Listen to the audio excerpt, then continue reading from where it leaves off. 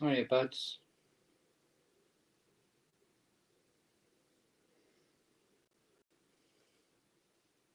Yeah, it's bloody awful, isn't it?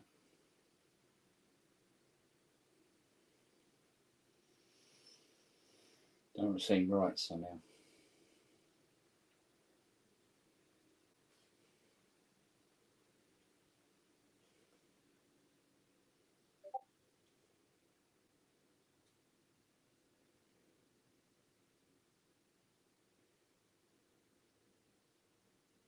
You coming in?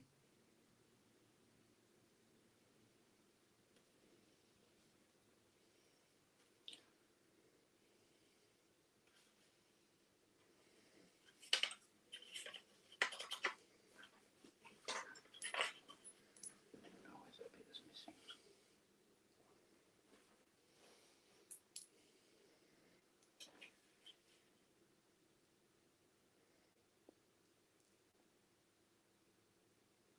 All right, buds. Do you want to come in?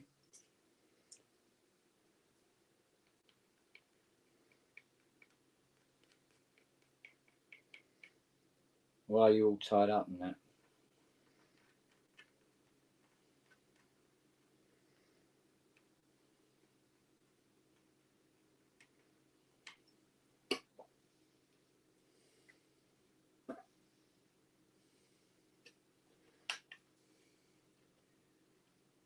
There's not a great deal going on at the moment. All right, mate. Go on, why don't you come in?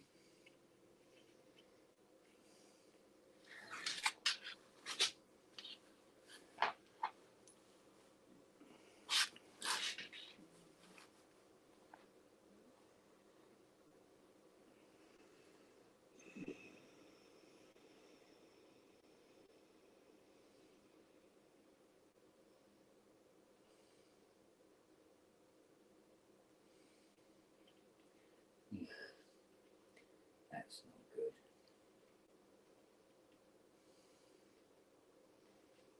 Right, just leave that alone for a minute.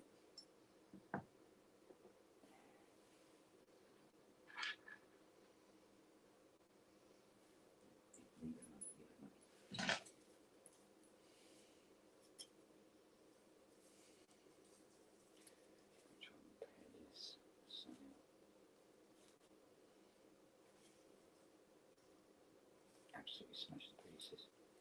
I don't know how they've done that.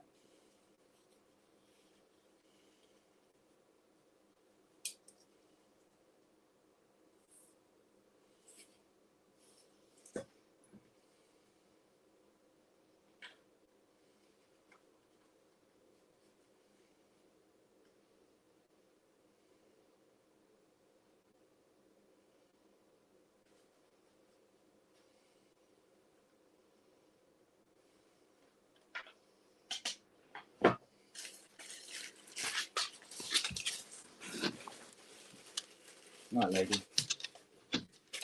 All right, mate. Putting your bump to the camera again, aren't you? You're a little tart. Yes, you are. Yes, you are. A tarty girl. Yes, you are.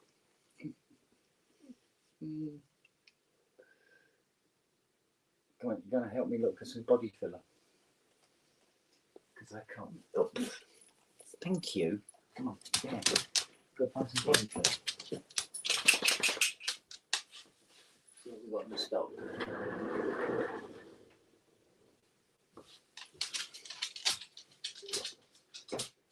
If I didn't know better,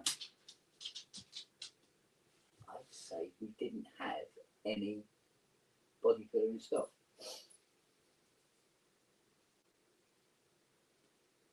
Joking, aren't you?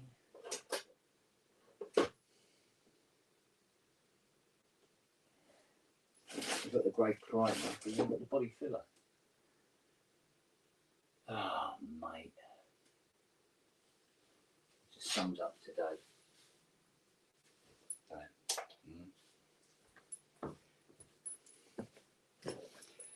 Oh, yeah.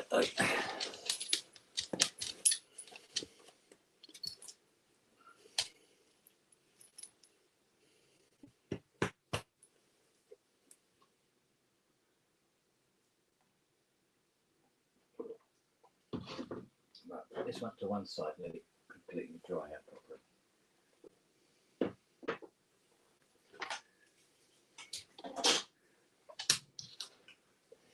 I don't know how you think that helps, young lady.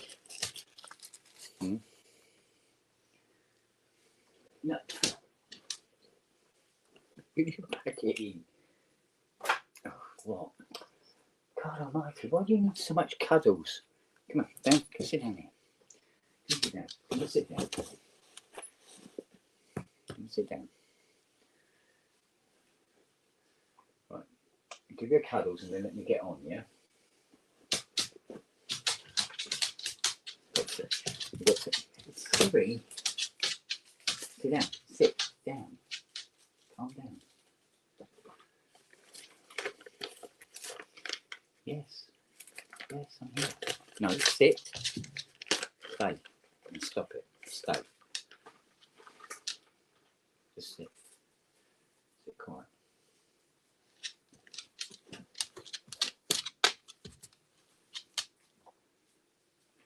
All right, sit there then.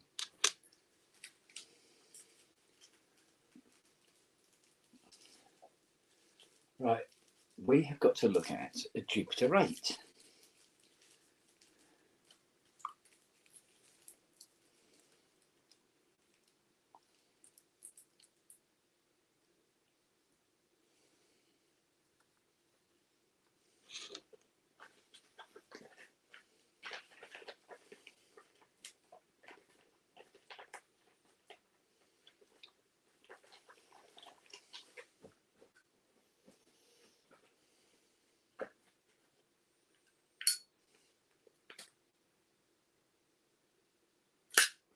Right, let's go and get this Jupiter 8 out.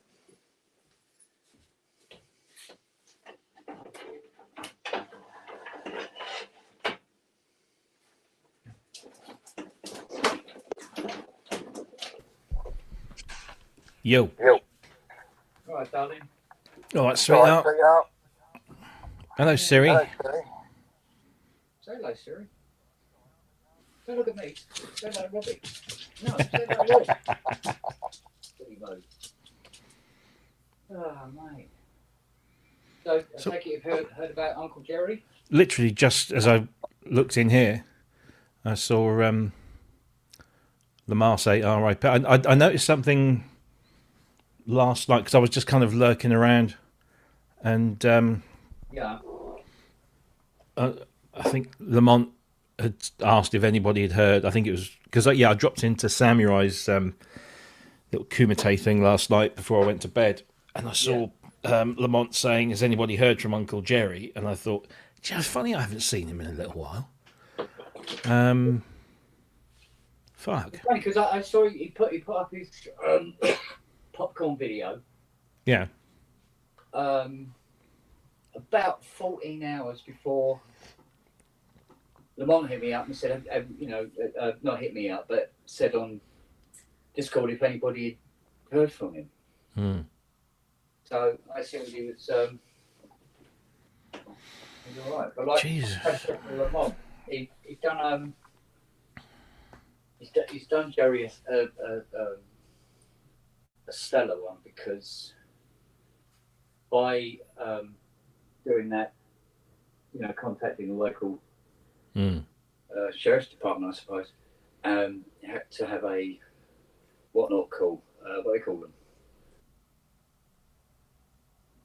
They go and check up. Yeah, welfare. Welfare, thank you. Yeah. And of course, and they found it. Oh, man. I think the worst thing that can happen is when something like that happens to somebody and they're just laying there for days. Yeah. Yeah, that is because there was. That's the worst. I think that's terrible. There was a woman some years ago over here, wasn't? She had no contact with her family. I don't even know if there was much family left. Yeah. And she'd gone. People had noticed that she wasn't around, but didn't really think much of it. 3 years. Oh man. 3 years before they found her. and without wanting to be gruesome, essentially, I think the initial police report was that she had become one with the sofa. Yes, I've heard of this. And it was just like, fuck. How can? Yeah. I mean, I always, you say, how can that happen? Of course, it happens. Of course, it happens so often that we just don't often hear about it in, you know, and yeah, I mean, absolutely, you know, well done to Lamont and Samurai. They because that's all we ever want in life, isn't it? Just somebody to check up on us every now and again. Because thankfully, lots of us have got partners and loved ones, and our kids check in on us, or parents check in on us, or whatever. Or we just see, but because I know that, from what I've recalled of what Jerry would talk about, the fact that he was estranged from, I believe, his children, I think, or something. I can't remember now. And it's just like, well, at least he's got us, as in the community, kind of family. Yeah, that gave him a sense of belonging and a sense of kinship and all of that stuff. But also, when things did go wrong, and there wasn't much anyone of us could have done about it, but when things did go wrong, at least he was, he was found. That's really, it's what a crazy world we live in. Yeah, well, it's a shame. It's a real shame. Yeah. I don't know.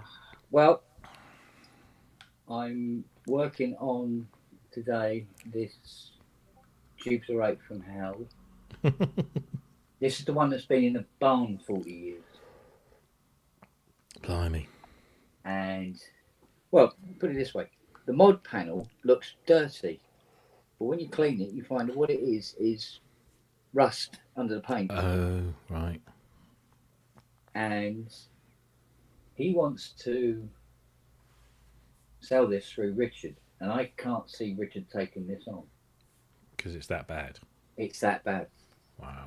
You can't really sell that as a restored pristine unit. It may be 100% working. Well, hopefully it will be by the time I finish it. But it looks, well, it doesn't look great. Put it that way. So the price will have to be reduced accordingly. So, but at least if I can get it to be 100% functional, then somebody will get a bargain out of it. Yeah, I suppose. I mean, we could do the works on it and get it all re powder coated and re-silk screened and everything, but many penny Benny. Aye. So I found an Ensoniq Mirage. Oh yeah. Up for sale. It's currently got had about 2 bids on it, £11. It's been in storage for 30 years. Yeah. It doesn't look that awful, but obviously we're only seeing the outside.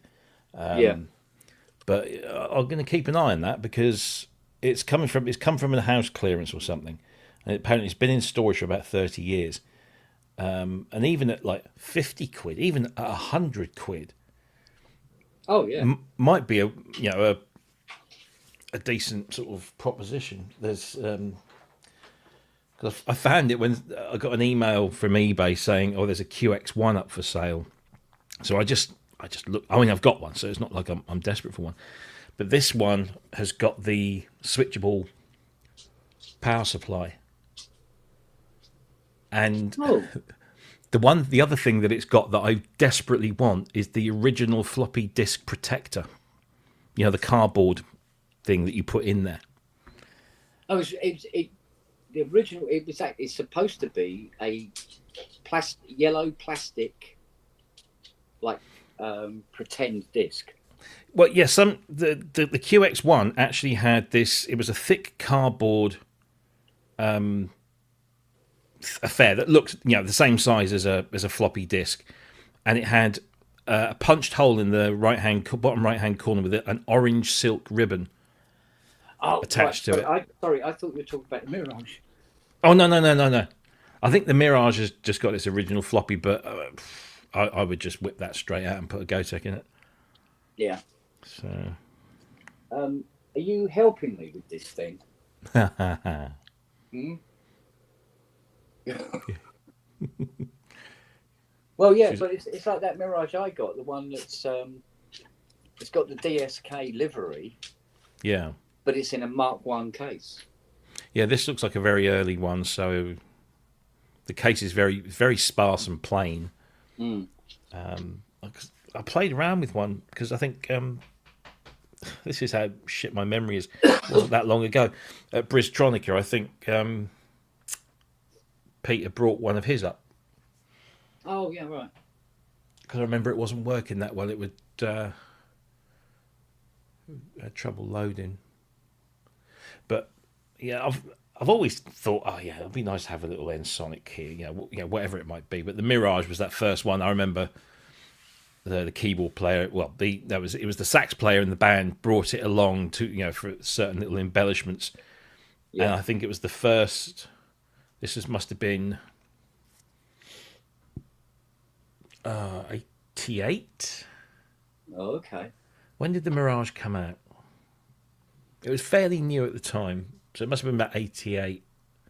Well, wouldn't have been as early as 87, but it was around there. And it was the first time I'd seen a proper full-size professional sampler. And I was like, oh, look at all these, it's brilliant, I like this. And yeah, not quite the Fairlight, but...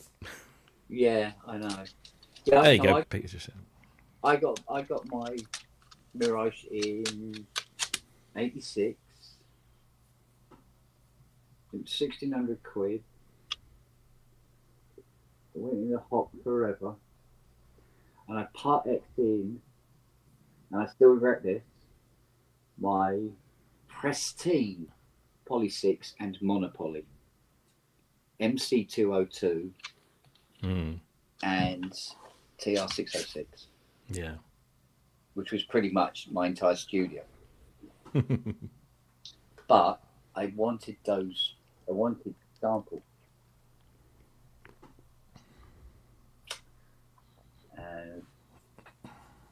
So I did. And I think I still had to pay $1,000 on HP. Wow. So I basically got 600 quid for the lot. And they were immaculate. Absolutely immaculate. Well, I just had a very interesting email. Go on. 2 words. Second one is Fox. Really? He's got in contact? Well, I spoke to him at Synth East, and his manager has just got back to me with some very positive news. Oh, that's good. Yeah. So. Yeah. Oh. I haven't told you, have I? What's that? I took that job. Oh, you tell me. Oh, I did tell you. Good. Yeah. Because I told you to, take it and screw everything else. We'll get you through that. Yeah. Good. Deal with that as and when. I mean, you don't necessarily have to travel, I suppose. It could be done.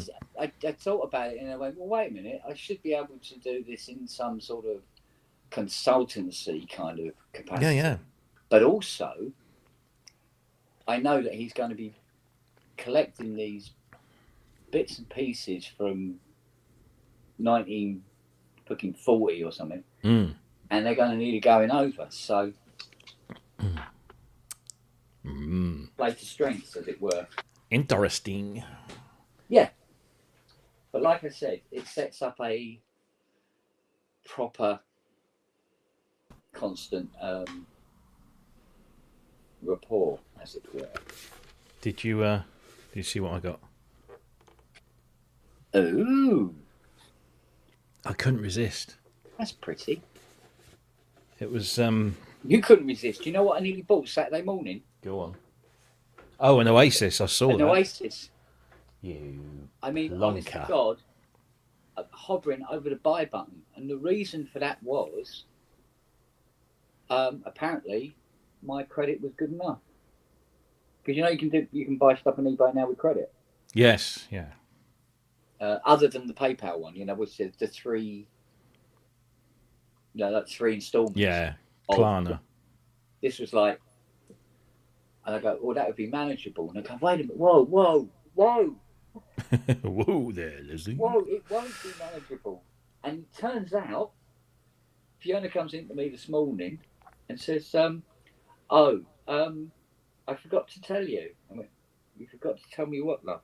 And she goes, we were supposed to hand in our tax return 2 months ago. Okay. Oh, yeah. Oh, dear. Yeah. Okay. Yeah. So probably just as well.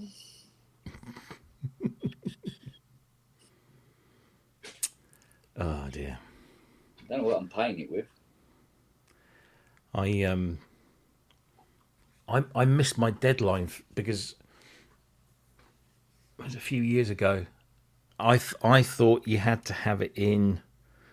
I got my dates mixed up, and basically, if you want to pay any outstanding tax back through your pay-as-you-earn mechanism through your employer, you have to get this in by I think it's by the end of October or something. And I thought, oh no, I read somewhere that you have to get your self-assessments back in by the end of January.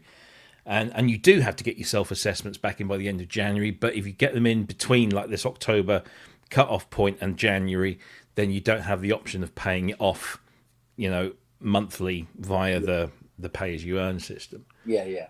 And I can't remember. I must have missed it by a month or so, and I phoned them up, and bizarrely for the Inland Revenue, they said, okay, it's fine. We'll sort that out and we'll put it on your PAYE code. And I'm like, oh, lovely. Okay, thank you very much. But I always, I'm waiting. I should get my P60 in the next month or so for year end, which ends in 3 weeks' time, I think. And I will literally do it then. I think that will be the last time I have to do a personal self-assessment, because the only reason I had to do it was this absolutely stupid fucking law that they brought in, I don't know, a decade or so ago, that said if one member of the household earns over a threshold, you're not entitled to your full amount of child benefit. Eh? Yeah. The crazy thing is that say the threshold was £50,000. So if one person in the household earned £50,000 or more a year, regardless of what the other person earns, you weren't entitled to have the entire amount of child benefit for the year. So what you had to do was take the entire amount of child benefit, then do a self-assessment form, and then they would tax you back the bit that you weren't entitled to. It was a real cock-handed process. Cock-handed? Fuck. Cack-handed. Jesus, what does that say about where my head's at? So it's a proper cack-handed thing. Yes. The irony, the stupidity of this law was that if two people in the household, say the mother and the father, both had jobs that paid £49,995 each, they would get the full amount of child benefit. Right. So you can have one household where one person's earning £50,000 a year and the other person is earning nothing, and they don't get the entire amount of child benefit. But you could have two people in the same household earning just under £50,000 a year each and get the full amount of child benefit. It was just mental. It was so unfair. So anyway, you had to... I mean, obviously, child benefit is not a vast amount of money, but it was always very welcome, and Yeah, I bet. so I've had to do self-assessments like for the last decade or so since it came in, which is just a pain in the arse because it's just all I put in is just like all the basic stuff. You have to go through all of that, all of the forms about have you got any offshore investments? Have you got no? I just earn a wage. Only for them to turn around and tell you, yes, you're not entitled to half of your child benefits, so we'll be recovering that through the pay-as-you-earn system. And that was that. But of course, both the kids. Well, Luca finished his full-time education last year. Yeah. So I'll have to do a self-assessment for that tax year, which includes that. So this hopefully will be my last ever. Until they think of some stupid. Oh, they'll think of a whole new way of doing it. Yeah. Anyway, rant over. Oh, I got this today. I've been looking for this for ages. A decent copy of Yes 9021 Live, which is the concert, with like Owner of a Lonely Heart and Changes and Leave It. Right, yeah. All in 5.1 and yeah. It's very, I mean, honestly, you look at it, it's so 1985. But it's good. They are a great band. They're tenner off of Discogs, that. Oh, again.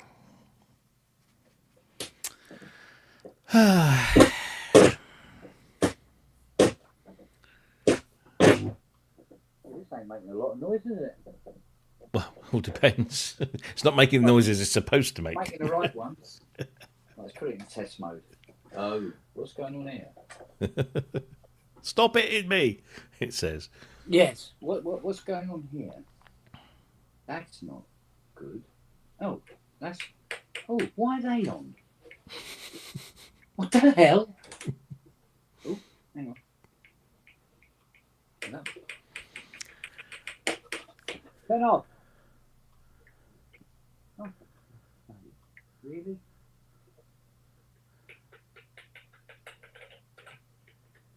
All right, the holds are on permanently.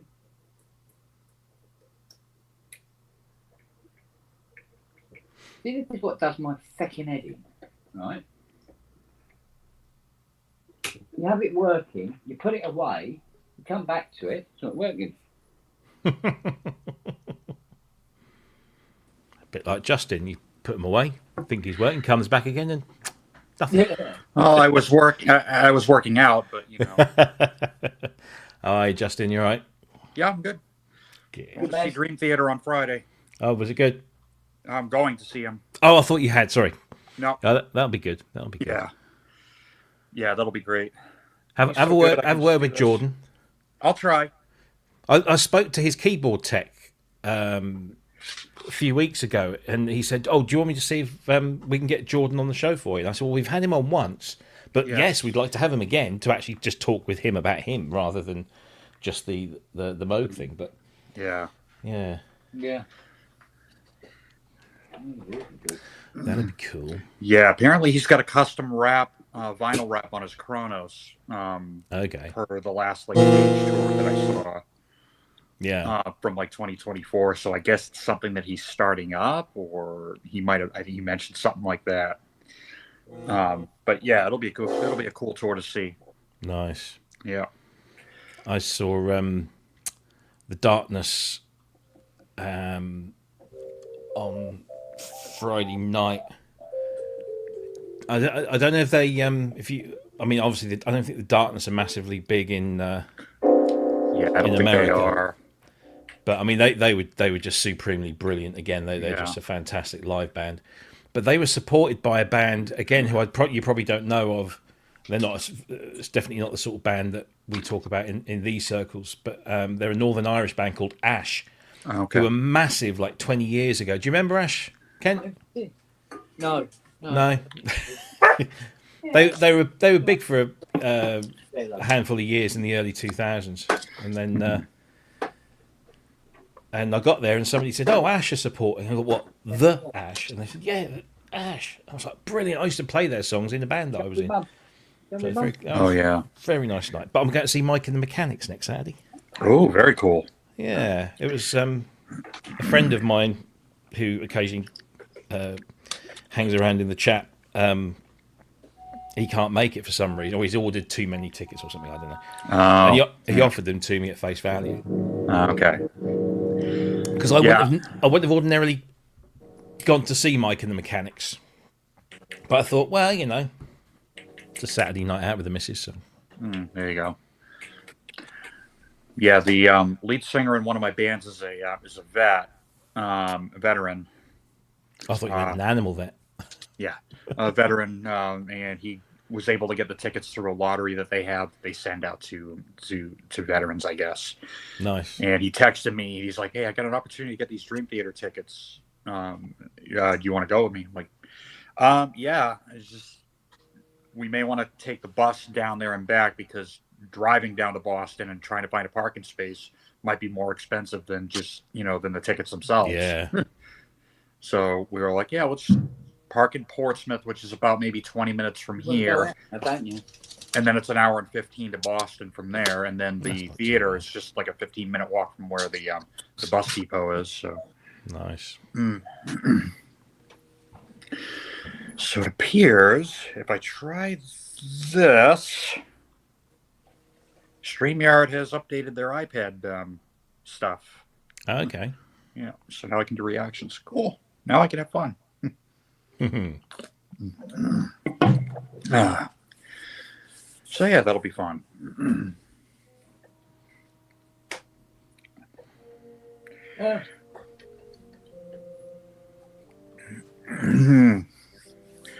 Yeah, so I got that, and I've got the show with Greg X Volts from lead singer from Petra in April. So I've been prepping for that. We're kind of going to be he wants to use backing tracks, but a friend of mine that's putting the show on is trying to convince him to at least have some live element to, the show so that people aren't just watching him sing karaoke all night. Right. So Greg sent me like the set list. He sent me the backing tracks. He sent me like basically no keyboard, no guitar tracks. So my friend and I can play along. And then he sent me the reference tracks for the keyboards, like isolated, so I can hear like, exactly what's going on with that. Yeah. So I'm bringing a pretty good rig out for that.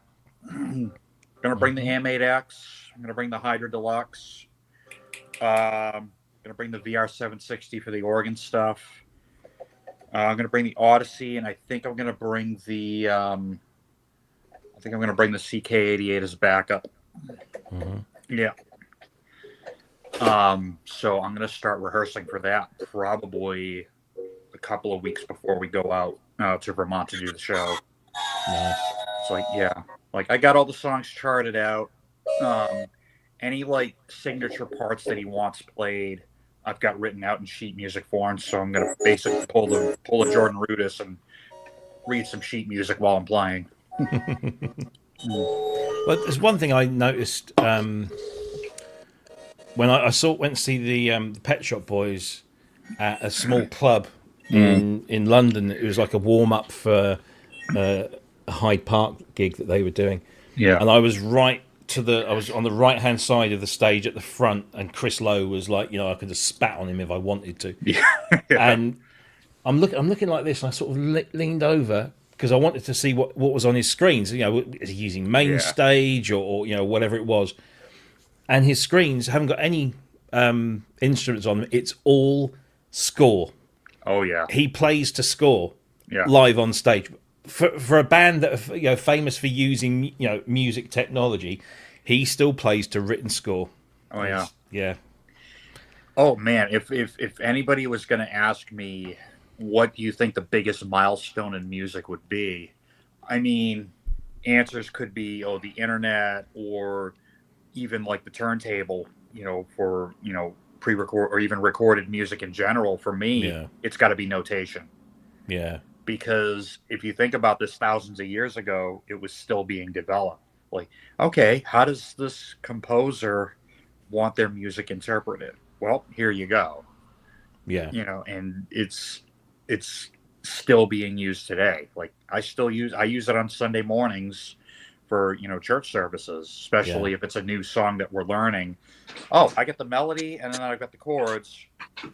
And if we do the song enough, I'll get it memorized and not have it there, but it's good to have it as a reminder. Oh, okay, this is where the melody's supposed to go, or this is the structure of the song. But I love using it as like a handy little reminder. I'm not going to rely on it, but having it there, oh, okay, this part's coming up. I got to go play that, Mm.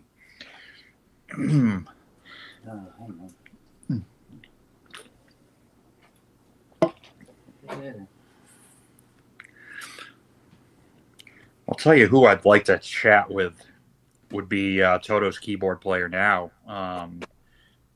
Filling games, obviously, but the guy they just got, a guy named Dennis Atlas. Okay. I thought Greg was still playing with them. Greg's still playing with them, so he's doing all the page parts, but Dennis is doing all of the, like, Steve Porcaro parts. Cool. There's a really good interview with him on YouTube where when he went for the audition, he actually went to Dave's place, and it was him, Greg, and Paige all in a room. He had played all those parts, and they were kind of showing him, oh, change the filter on this. Oh, try, playing it this way, kind of thing. So they were it was really cool to hear him tell this story. Oh, they were helping him out for the, audition, giving him pointers and stuff like that. Yeah. But he's using an all main stage setup.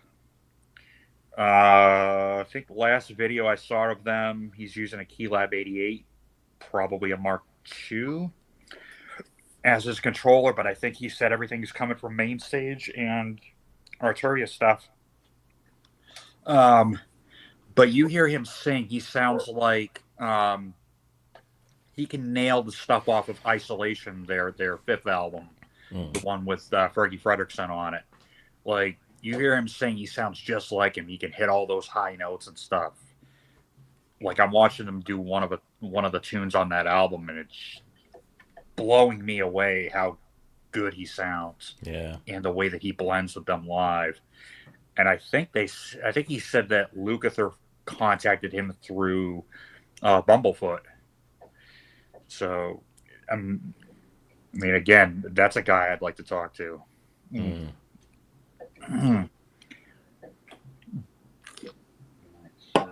Anyway. Oh boy, what, pray tell, is he working on now? Jubilee. Oh, Jubilee.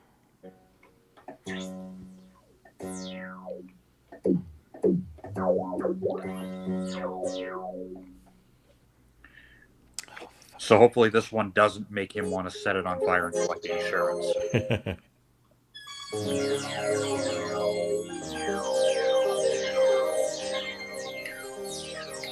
That is a nice filter.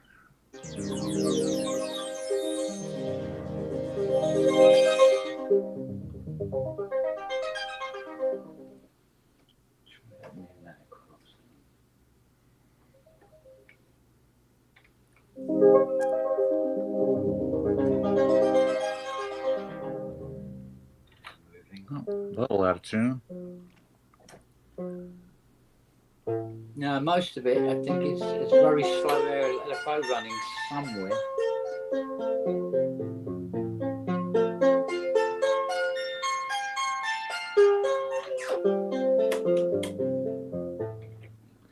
Oh, see, now it sounds in tune. Yeah, I think this was running over here. Okay. I think.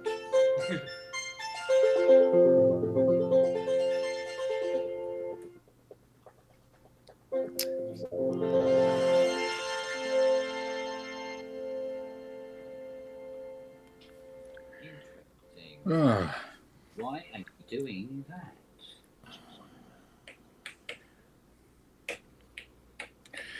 So I started my next release for March. It's going to be using these guys for the most part. Mm-hmm. I don't know if it's going to be something Kent's going to want to listen to because it's going to make him want to get one.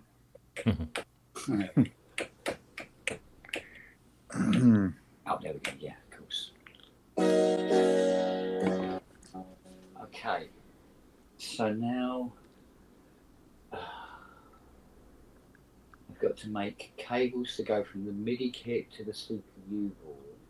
No, yeah, to the CPU board. And then back.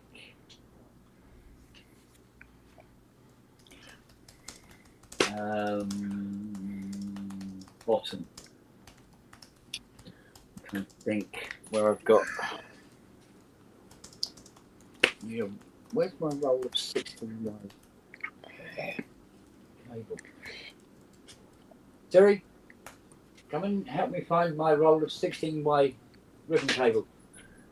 I'll pick up some cables. Come on. In you come. Come on. Yeah. Look over here. Oh, you look over here. I'll look over here. Trying to remember where it is in stock. There we go. Here we go.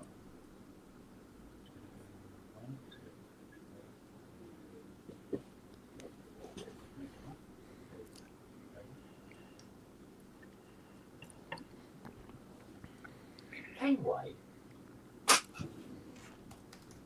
Ten-way? Who is it? Ten-way? Ah, here we go. What's this? Wait.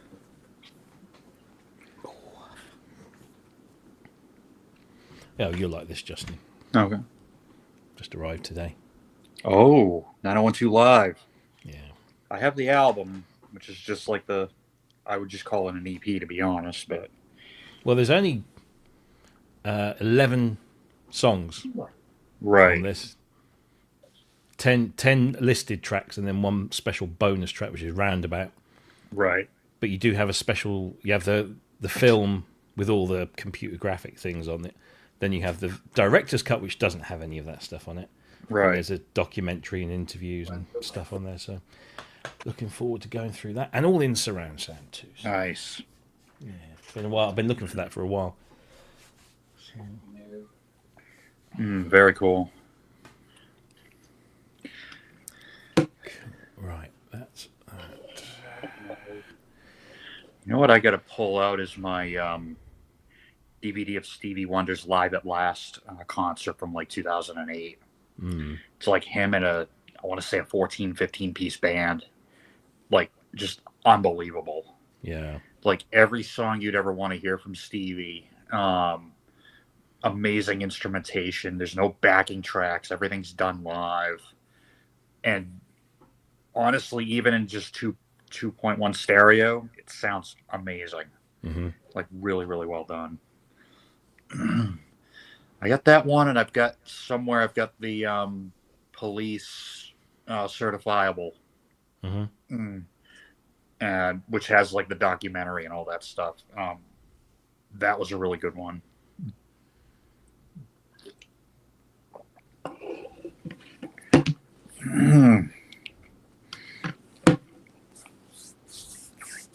Wonder if this is worth anything to anybody. What's that? Steve Porcaro's GS1 library. Oh, You still got that then? I've got the libraries. message him, see if he wants it. You haven't got a GS1 anymore, really. No. I'll stick it in the collection. Yeah. There you that go. reminds me- Sorry? That reminds me, Mr. Perichelli, I've got something to do. Uh-oh. Might be of use. Have a look. Siri. Look at that beautiful face. These puppies. Oh, yeah. What are they? Oh, yeah. RAM or ROM? RAM. So one's RAM, one's ROM. Okay, cool. Yeah. I think, Which ROM? Yeah, what's the green one? What does it say on the top? It just says DX7 voice ROM. And then on the Oh, back... wait a minute, on the back, we've got Synthesizer Group, That's number one, isn't VRC it? 106. Lead Oh, 106. Yeah. Oh.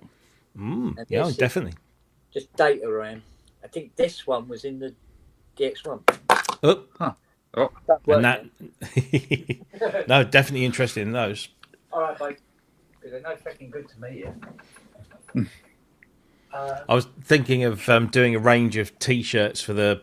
Cause I think our sales have started to peter off a little bit, so I think I'm Yeah. thinking about need to maybe come up with some new designs.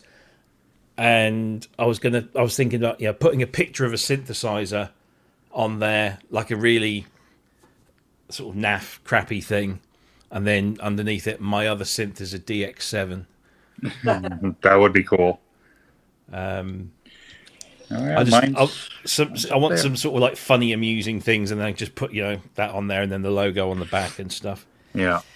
Just to revitalize the store a little bit.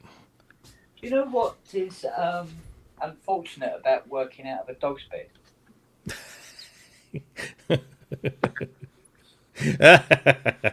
Having the dogs in it. Having the dogs want it back. Siri, finish the job. Siri. I got the big bed, so there was enough room for you and me, but you never got in it when I was using it.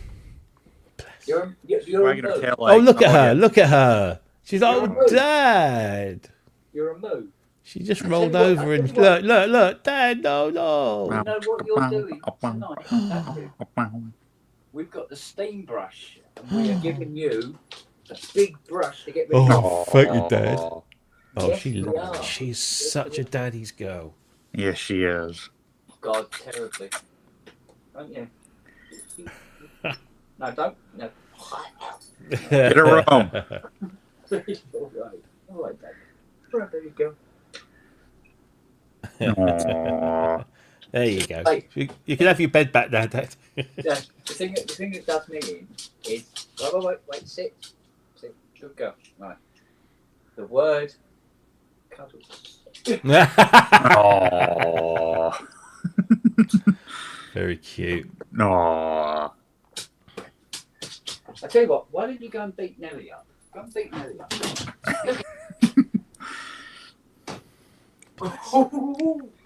Nelly's just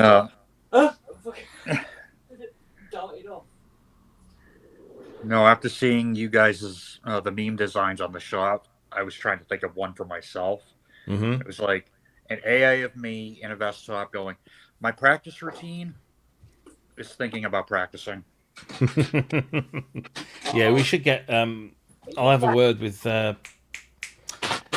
Ixorb, Steve. He was the one that did the three of us. So yeah, maybe we should get one of you done, and maybe a couple of other of our characters. I wonder if it's up here. But yeah, I just thought because I've actually got some. There was a guy who used to do synth. External synth restorations, right? So he'd do all the paint jobs and all that kind of stuff. And he retired, and Matt knows him.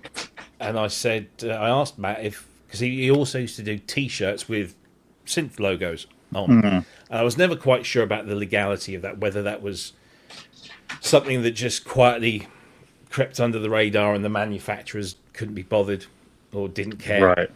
Right.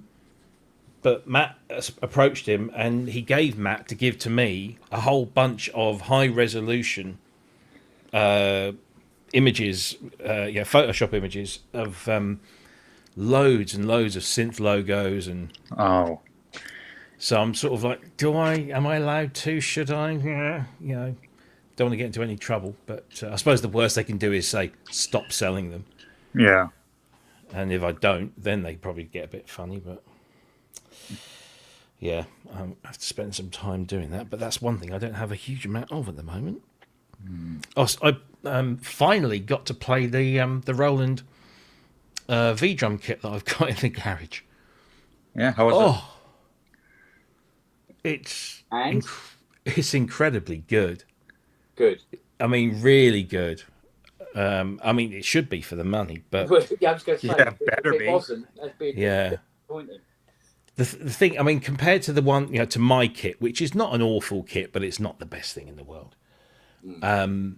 It's the accuracy and the nuance is all there. Seriously, I put the headphones on, and because you're looking down, especially when I'm playing, I'm sort of concentrating because I haven't played for a long while, and you see a full size kick drum, you hit, you don't think for a second you're playing anything that's not real because it sounds amazing. And the module is, the sounds on the module are incredible. It is the best one they've ever done. Wow. Because Roland's kind of led the field with the whole modelling, the COSM modelling that they used in previous V drums. But since they acquired DW, and they've built up their sample libraries, I don't think there's much, if any, modelling going on at all. These are all sample based, and even just tapping around the snare, around the edges and moving into, you could just hear the nuance, the difference in the tone, and then that snare lever. So on a regular snare drum you've got snares and there's a tension lever. You could just drop that off so you don't get the snares. Well, there's a digital one. It's a big solid metal lever that has a switch inside. When you do, as soon as you pop it, it takes the snares away. Snares off. And then there's also a digital snare tension knob, so you can just tweak the tension of the snares. But also, you can make that snare knob anything you want it to be. So you can get it to control any function on the drum kit. So if you've got your snare tension locked in, that's fine.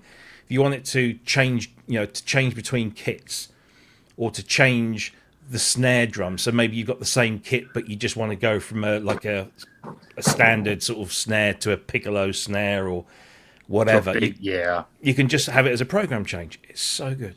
But it's the TD 716. It's their latest sort of top of the line one. Now, that'd be really handy. You keep the same model snare, but if you want to drop tune the snare, like say you're putting a towel on it, or the what they call the big fat snare drum, which automatically detunes the snare drum. Yeah, that's pretty cool. And the hi-hat, because the snare, the hi-hat, the ride cymbal, I think the ride and one of the crashes are digital. As in they're USB. Yep. Right. So instead of the resolution of those is incredibly good. Yeah. It's the good stuff.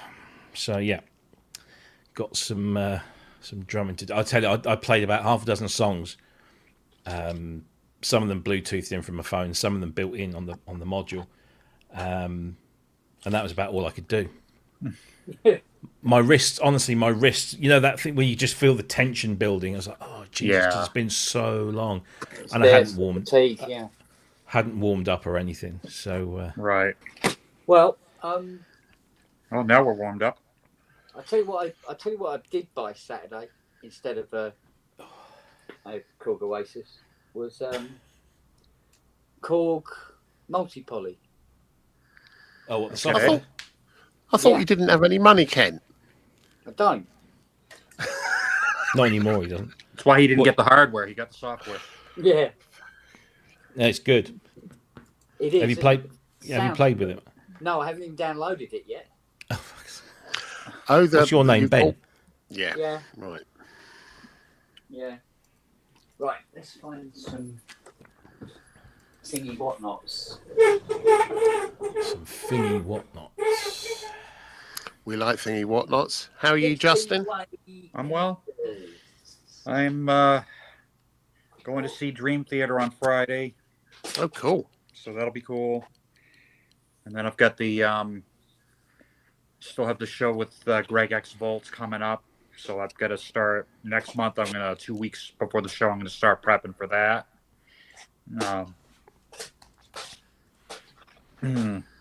That's good. What about you, Robbie? Yeah, I'm good, thanks. How was the Darkness? One of my pals went to the Darkness concert, and they said it was freaking brilliant. Yeah, bit of an odd place having it in a theatre. It seemed a bit sort of weird having it in a theatre rather than on a music venue. But I suppose that's take what you get, don't you? We normally see them because they always come to Norwich and they play at the LCR, which is just big venue. whereas this time they played at the Ipswich Regent, which is it's a theatre, and it did feel the acoustics felt a little wrong. It didn't felt a bit more detached, which I wasn't a fan of. But the best thing, the Darkness were incredible, and they always are, and they pulled a few rabbits out of hats. But it was great to see Ash supporting them, because I never saw Ash back in the day, and we used to play some of their songs in the band that I was in, and to see them still going, same lineup and everything, that was really good. So it was a good night. Cool. Really good night. Cool. So I just got a senior vice president messaging me. Yeah, don't even think about using that logo for your next T-shirt. Yeah. From which company? Would it be L'Oreal or Max Factor? Yep. No, this is Korea Limited. If I get this wrong. Okay, we got that thing.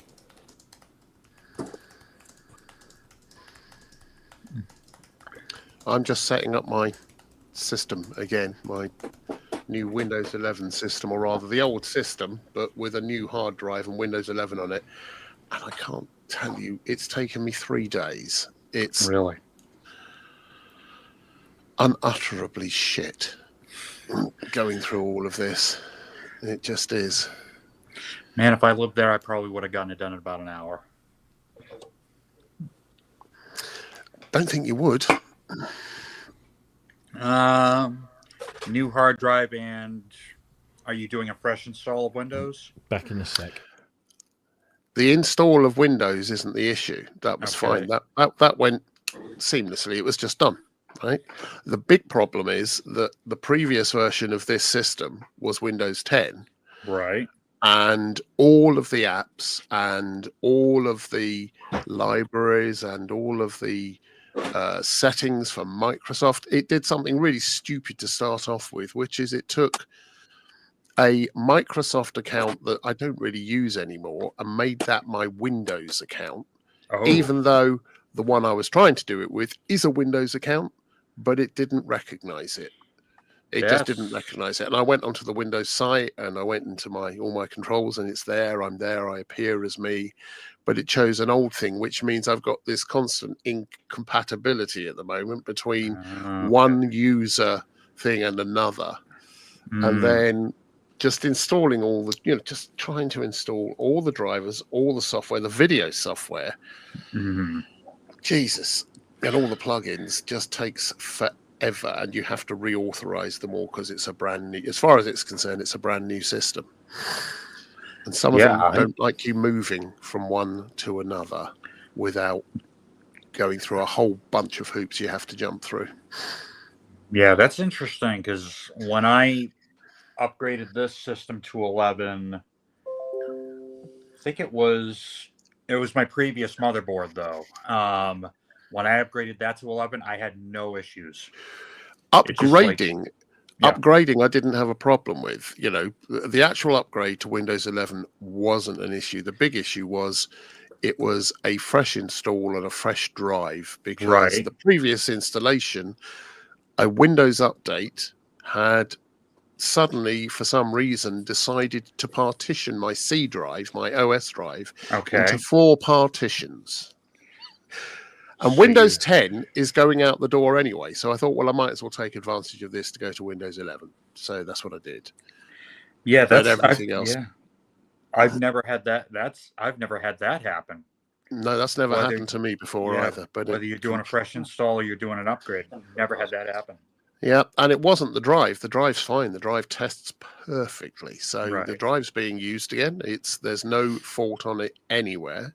It's a very fast NVMe drive. There you go. So it was just Windows had decided to trash it all. And it's just such a pain in the arse. But there we go. I've only just got all the video drivers working properly again. And there we go. So I'll tell you what mine does on occasion. If I take my tower down to the church area to do some recording, I have a whole separate monitor, keyboard, and mouse down there. But here's the monitor I'm using now, which is a Dell 32-inch curved. Anytime, and it hasn't happened here yet, but anytime I plug it back in, Windows automatically installs a color profile that goes with this monitor. Oh yeah, and it turns all the blues like a light shade of purple. yeah. So then I got to go into the color management and delete, click use my own settings and delete that profile nearly every time I hook this monitor up. Yeah, I have that with. I've got 3 monitors here. They're all color calibrated. I use Spider to do all the calibration because I need to know what I'm seeing. Right, I'm doing video, so I need to have reference points. And at the moment, I've left Spider somewhere else. At the moment, I can't remember where I've put it, but I need to recalibrate all of these monitors because the previous although I might be able to copy them. That's a point. I might be able to copy them from the. I've got an old C drive. Yeah. I've got a previous version of the C drive of the operating system drive, a smaller one from last September, which has the ICLs, not ICLs, the color profiles. So I can probably find them on that and then just copy them across and use that because that's. Everything else about the system is the same. Right. But I don't like Windows 11. Yeah, I have mixed feelings about it, but I don't go too deep into the operating system itself. I've just got mine set up to do what I need it to do, and I don't do much with it, just audio production, and that's it. I do a lot, and I need to do, there's things like changing the color schemes and changing the font sizes and all of it. It's a lot more, there seems to be this, Windows 11 seems to have put all of this user-friendly control panels everywhere so that you go, just give me the control panels. Just give me the main control panel. That's the thing I'm missing from Windows 11 is now if I want to change my mouse settings, there's no control panel here. Yeah.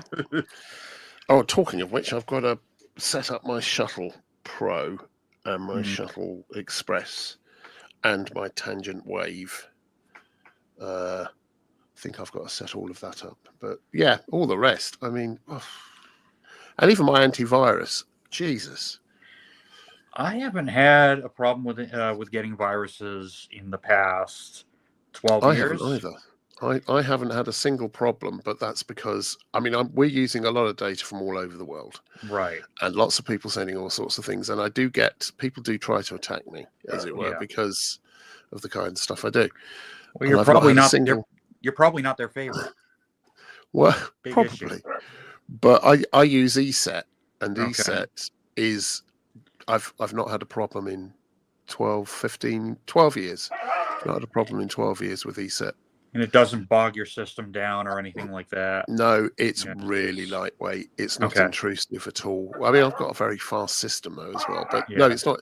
It's never been intrusive, unlike Norton or Malware Bytes or Kaspersky or any of those. McAfee, McAfee. That's all of those. Just they're good, but ESET's the one that does it. It embeds itself into everything and just the slightest hint of something weird, and it just says, "Are you sure?"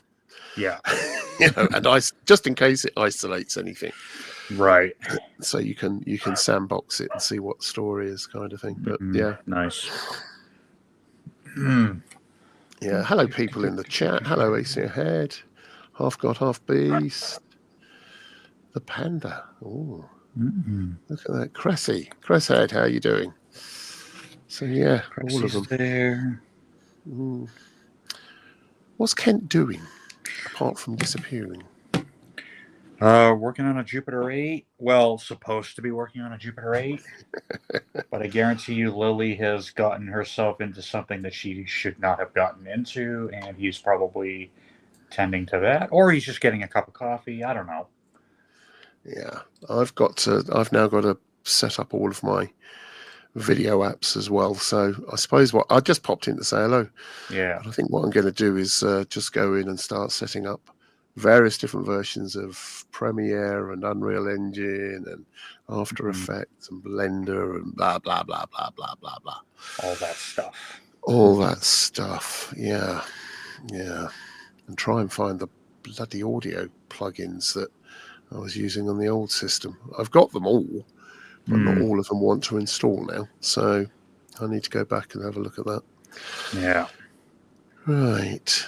So, okay. I'm going to bugger off and get on with it. All right. Big love to you. Yep. You too. You're my favorite. Speak to yourself. I'll drop back in a while. Okay. I might not be here because I've got to go teach a class in about like a half an hour or so. All right. Okay. Well, enjoy. I'll try. See you later. Cheers. Bye. Bye. Oh, right. Let's try. And he's back. He's not, because he's forgotten a little bit of paper. Uh-oh. Uh-oh.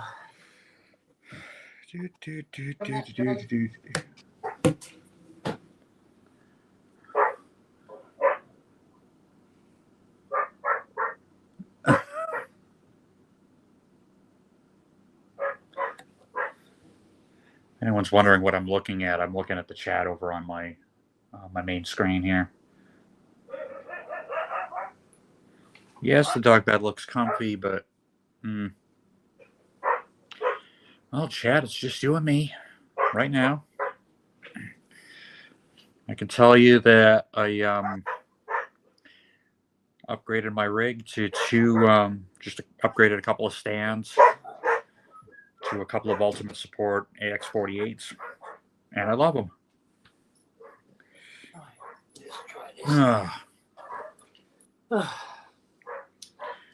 Yeah, so I just bought a couple of the Ultimate Apex keyboard stands.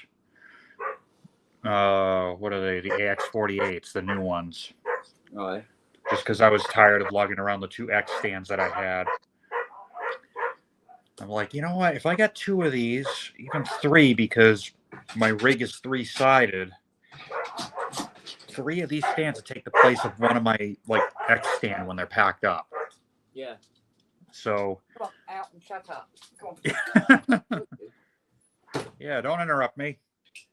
Bloody barking away like idiots. Yeah, you were saying. Yeah. So anyway. The 3, so I got 2 of them, and I have the I have one by a company called Stay, and apparently they're being distributed by Quick Lock now. But it's the same idea. It's a tower stand. The quality is slightly inferior to that of the Ultimate Support ones. But all 3 of those stands, when they're packed up, can take the place of one of my X stands, all folded up and packed up. Right. So ordered them Thursday from American Musical Supply. Got them on Friday, free 1-day shipping. I'm like, wow. Yeah. That was quick. So, really quick. Well, they ship out of New Jersey, so it's not terrible, the wait time. And I had ordered them the day before my one of the gigs I had last Friday. Yeah. And I told the band member that was coming to get me, I said, I might have a couple keyboard stands I'm going to be swapping out. And so I used them on Friday, and not only are they, when you set them up right, not only are they super stable, but the height, I can get the height higher than my X stands and get it more comfortable, to play. I'm 5'11". Well, I'm between 5'11" and 6'1", depending on which convenience store I'm leaving. And for those of you that don't get that joke, most convenience stores have a little height chart on the door, and sometimes it's not set up properly. But anyway, so I'm 5'11", 6 feet, so I've got to have the keyboards to a place where my wrists, when I'm playing, are as straight as I can get them. So I'm not over. There's not a lot of tension on my hands. So I set these stands up, tried them out, got the height all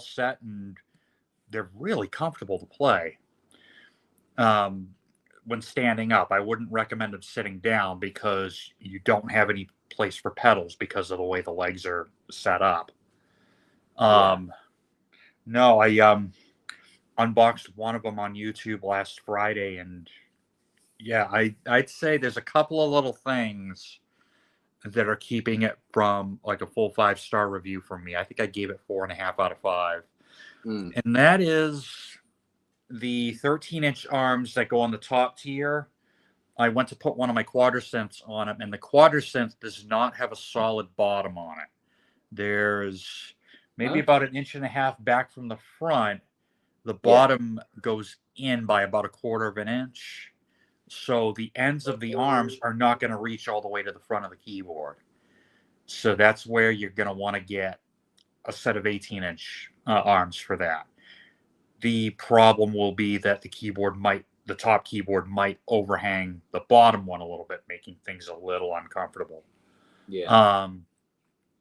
My other worry was it going to support my Odyssey, because the Odyssey has a 16-inch depth versus, I think the arms, like I said, go out to 13. So is it going to be front, heavy? Yeah. Turns out it wasn't, unless I really lean onto that synth and it starts tipping forward. If I play it normally, then it's fine. Okay. So it's almost just a word of precaution that you don't want to put anything too deep on the top tier, unless unless the weight is more in the back of the keyboard. Right. So I think that's the only thing that kept it from a 5-star review. And I think the other thing might have been, I can't remember. Yeah, I can't remember what the other thing was, but that was like the big thing. But yeah, they're solid. I'd probably say out of any 2-tier stand that I've used standing up, other than that Standtastic, which is the 60-inch model, so the tall one. The only reason I don't take that one out is because it takes a little longer to set up and tear down, and it takes up way more floor space than the Ultimate does. Yeah, but you load that up with 3 keyboards, it ain't going anywhere. Like, I could probably put an RD1000, an O1W Pro X, and a T1 on that, and it'll stay put. So I want to say that thing holds up to maybe 300 to 400 pounds total. But I play hard on it. It doesn't go anywhere. Like, there's no bounce, there's no wobble, nothing. No, that's okay then. Yeah, so I'm like, yeah. No, I've taken it out a couple times because it was what I had at the time that I bought it, that could support like 2 or 3 boards in a compact space, because I was playing bars at the time and there's not a lot of stage space. So I'm like, you know what? I'll take the wide floor plan, but just have all 3 boards in front of me. But the nice thing is there's no, like, you don't have any preset height adjustments. Like, you have an infinite, you have infinite control of what height you put the keyboards at. Yeah. The thing of it is getting it level is a pain. So I recommend anybody that wants to get one of these to get like a 4-foot level. Right. So then when you're doing the height adjustment, you can really get things, nice and even. Like, I think adjusting the height on that when I first got it took me maybe about a half an hour. Getting the heights on the Apex stands probably took me maybe 5 minutes. But setting up and tearing down one of those once you have the height set, I would say less than 30 seconds. So the legs fold up into the bottom of the column, the arms come off and they go into the top of the column, and the column is its own carrying case.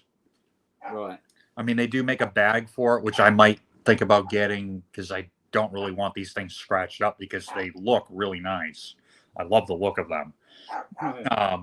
But in a pinch, and they even give you a handle to bolt onto the front of the stand, where once it's all folded up, you just pick it up and go. Right. Yeah. Very, very nice stand. Yeah. Yeah. Having right problems here trying to find what bloody things I'm looking for. Yeah. They have to be very specifically named. Oh, hang on. Hello. What have we got here? For some reason, it's going to take a month of Sundays to get here. That's not good. Siri, look at that beautiful puppy. Oh, asleep here, isn't Nice endorsement there, Siri. it? Oh, I think she expects a flat fee. yeah. I would too, but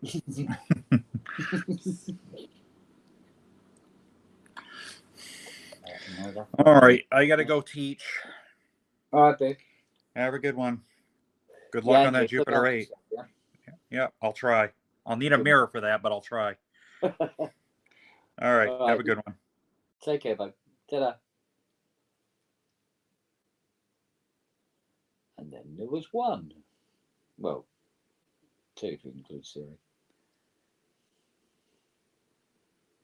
Oh, I can't find anything I'm bloody looking for. That's brilliant, isn't it?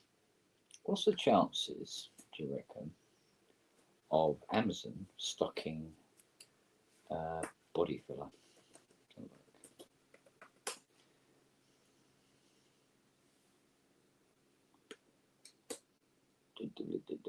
Try it again.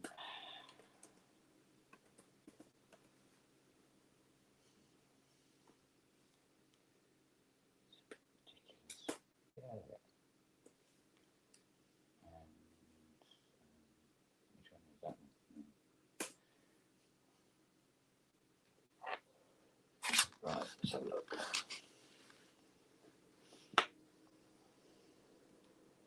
They've got P38, I suppose. That's something.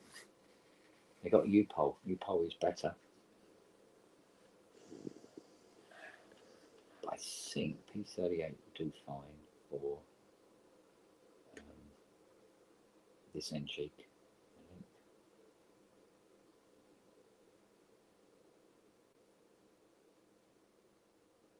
Only 14 left in stock. What is it with companies lately? Not having anything in stock anymore.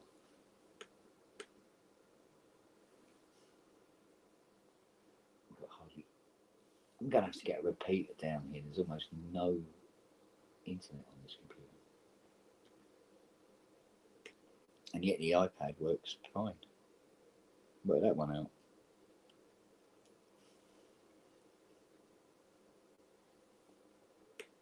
Oh, come on. Today? Ideally. Apparently not.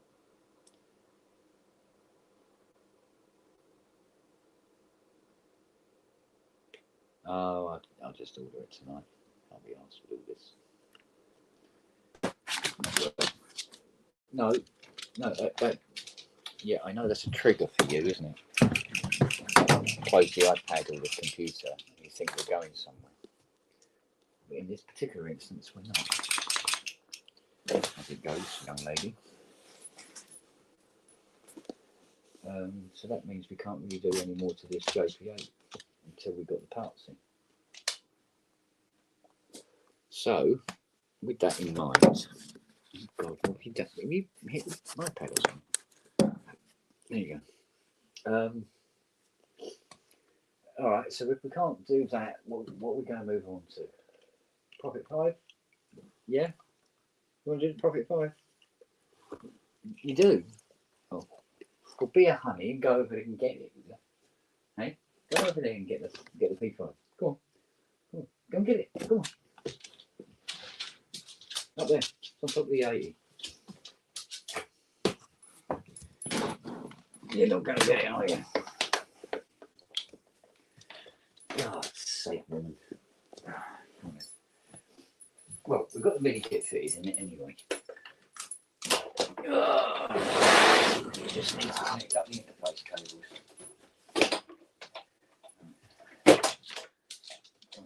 walk this over here.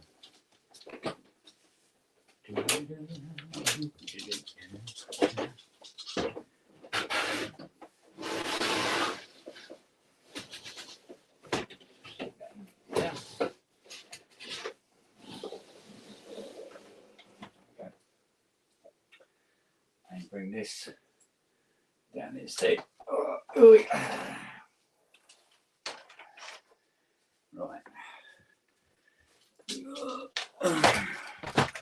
There we go.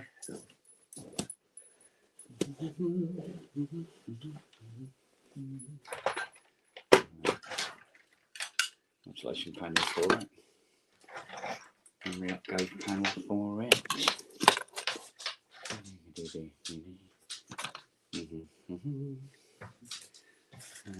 Get these out of the way.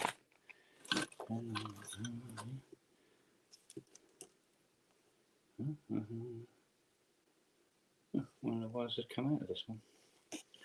Oh well. Never mind. Okay. Let's see where we are with this.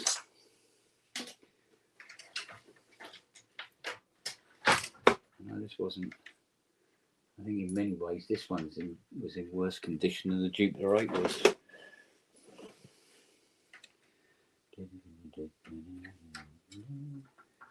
Right, okay.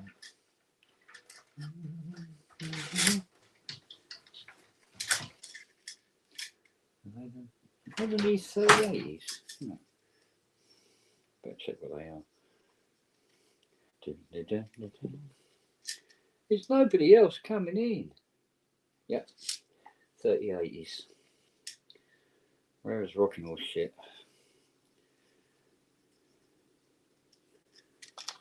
Right, let's see if we can get the front panel to fire up. Okay, that's all sorted. That's in. Right, plug it in. Turn it on. No lights.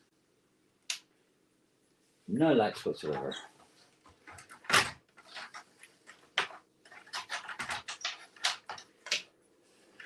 Not a dicky bird. No display. Nothing. Great. Okay.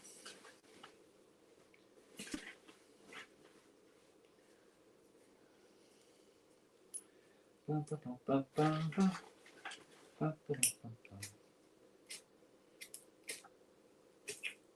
on.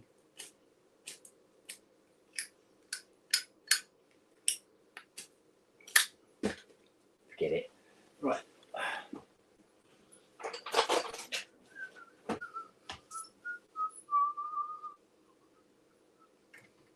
Oh, they're straight cuts. Of course they are, so cheaper. It's a profit farm, isn't it? All straight cut screws. Like it was designed in the 1950s. Yeah.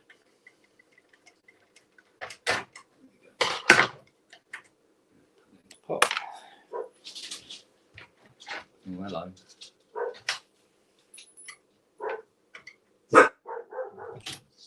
What the hell is she barking at? It's a pigeon, for God's sake. It's still here. Well, Where did everyone else go? All gone. Oh. Yeah. No, I had one of our senior vice presidents want to talk to me. So. Oh yeah. She used to be my line manager. She's if you cut her head off, she bleeds the company. This one. I see. Yeah, she's very nice, but I haven't spoken to her in such a long time. Now she wants something, so Okay. generally the way it goes. Yeah. Good job I like her then. Oh, did you give her one, sir? Did you give her one? No. No. Sir. Oh, thank you, sir. Oh.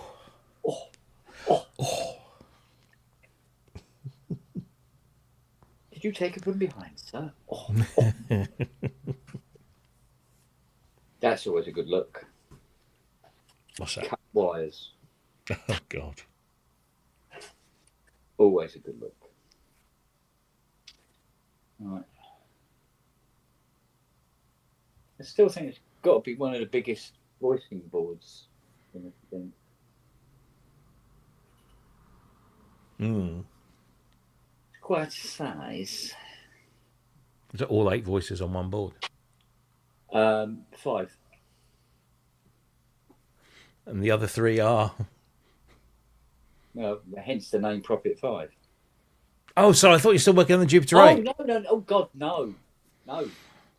Cool. Sorry, my mistake. Have you been gone? Not that long.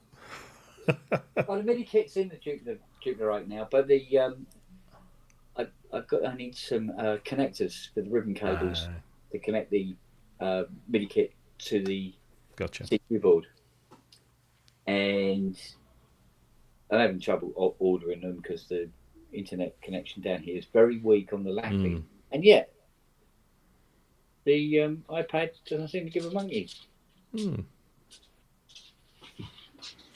Go figure. Go figure. Right, we'll put that to one side then, and we'll concentrate mainly on the CPU board. And it could be fucking anything wrong with it. Oh, flipping heck. Indeed. Let's hope so, anyway. No, there's a door now.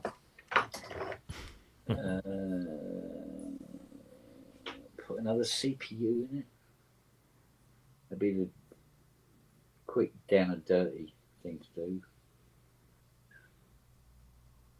I'm not so sure that's a good idea, though. I should probably check and see what the power supply is doing. Oh, it appears Uncle Kent has already replaced all the dodgy parts in the power supply. So that's already done. Good break.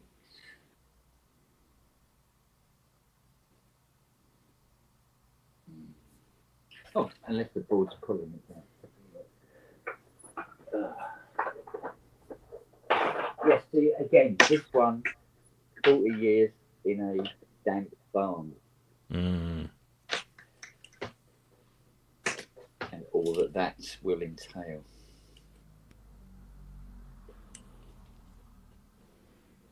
I mean, I've got to completely redo all the woodwork on it. Try and make it look vaguely manageable.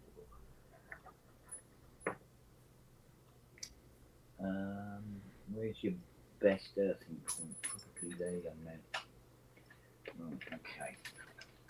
Let's have a look and see what the power supply is actually doing. Let's check. Oh, what's going on here? What? What's it playing silly buggers? Right, what are you doing? Minus 19. Okay, minus 19. That seems a little more. Oh, hello.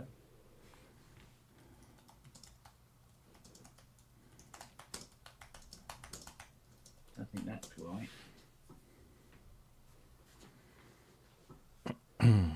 These are all over the fucking place.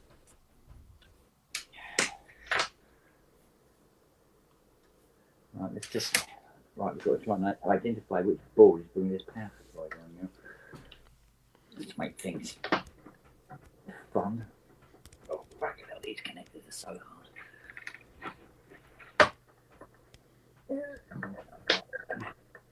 God's sake.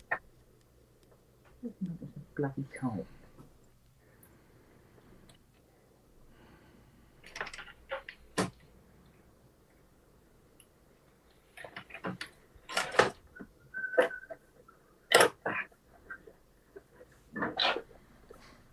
So, do you want to hear what this RD78 sounds like? Absolutely. I'll run up this power supply.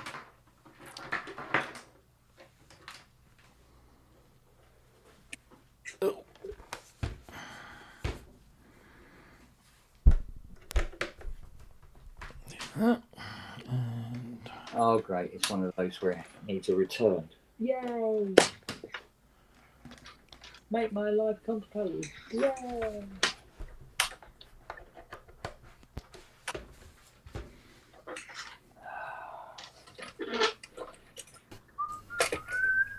Ew. No, then, how's you doing? I'll do. I'll do. There you go, right. Yeah. Hey, chatties.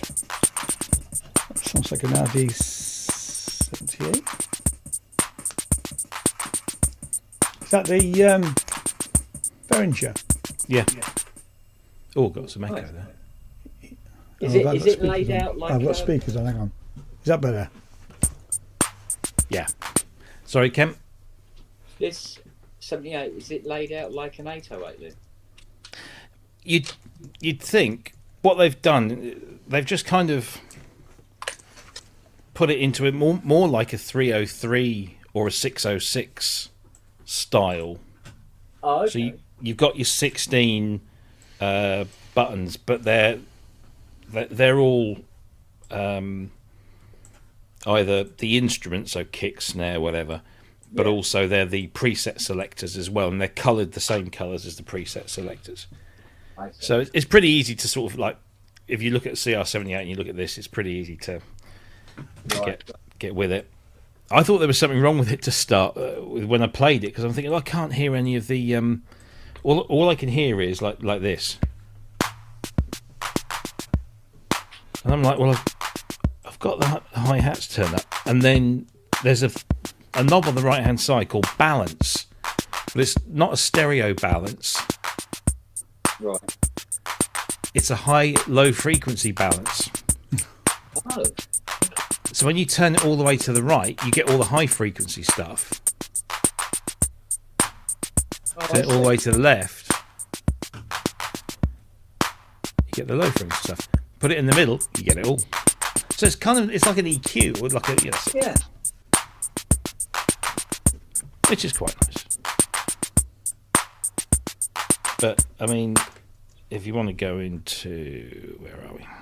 I think they've improved that clap sound.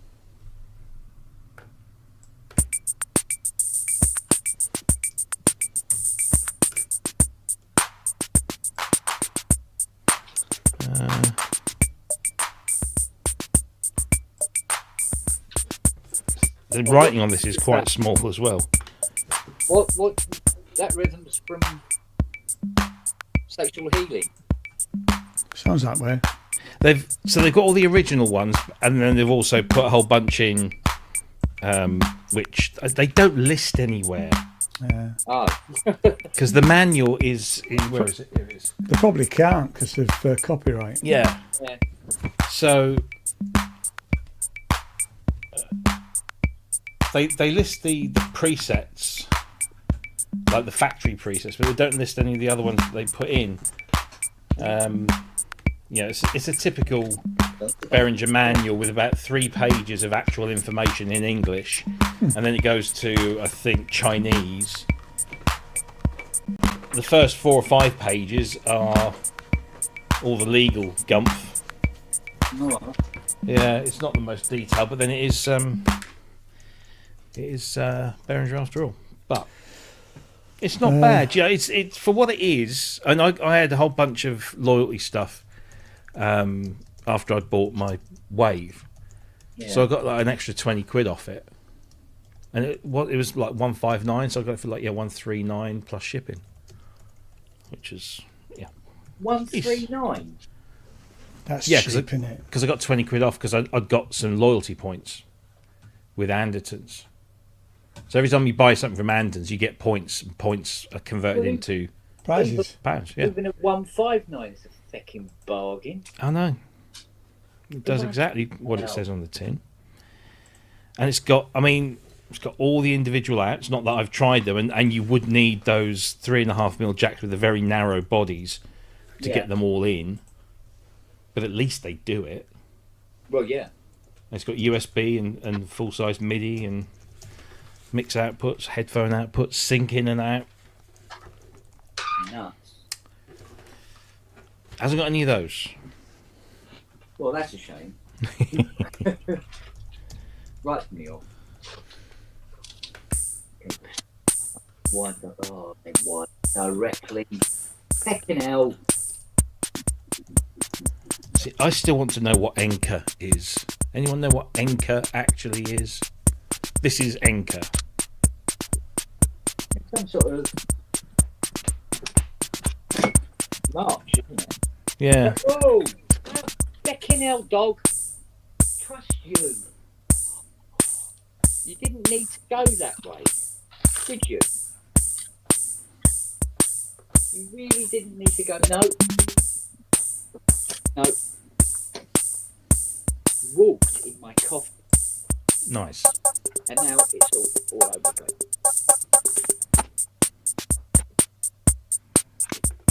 Well, I'd say those sounds were pretty much nailed, except maybe the hand claps. They sort of like made them sound more like hand claps than the 78 did.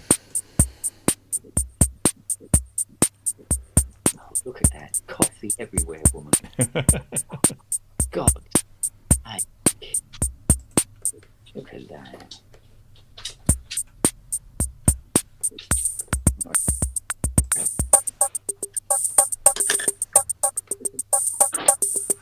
Fortunately, I've got a kitchen rod in here because I have a theory. Don't I? Don't look at me like butter wouldn't melt in your mouth. Thank you. Try licking up some of it. That would help. And at least it isn't in the pocket pie. So, personally, I think it would have fucking improved it.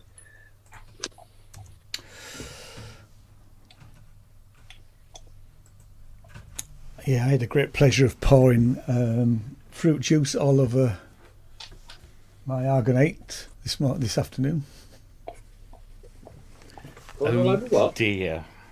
Through orange juice, not orange juice, but fruit juice all over my Argonate. Oh, you want to get that because it's acidic, isn't it? I know. I've tried the best I can to. Yeah, well, that's all we can do. Although I highly recommend this foam spray because it also will neutralise the acid. Which foam spray? It's the it's Ambersil. Right. Biscuit. And it will take any marks, grit, grime, bollocks, oil, what you name it, Bollocks. off any keyboard, anywhere. Right. I'll get And you some just of spray it on with gay abandon. that. Right. It doesn't heat any kind of plastic, doesn't damage anything, but it will get rid of anything you spill on it or anything you want to get off it, like 45 years worth of dead skin. Yeah. And such, which is my want. And it's best stuff going. Honest to God. It caught 4 knobs as it went all over the desk. That's where my drink sat over there now. I'm not doing that again.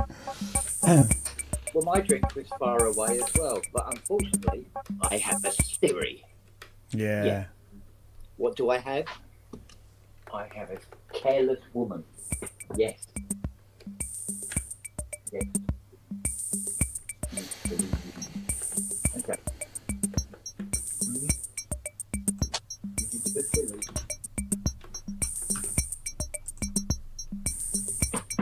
There you go, Roz. It does have a metallic beat.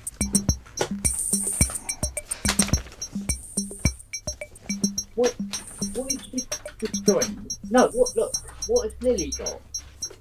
What's she stolen now? Ugh.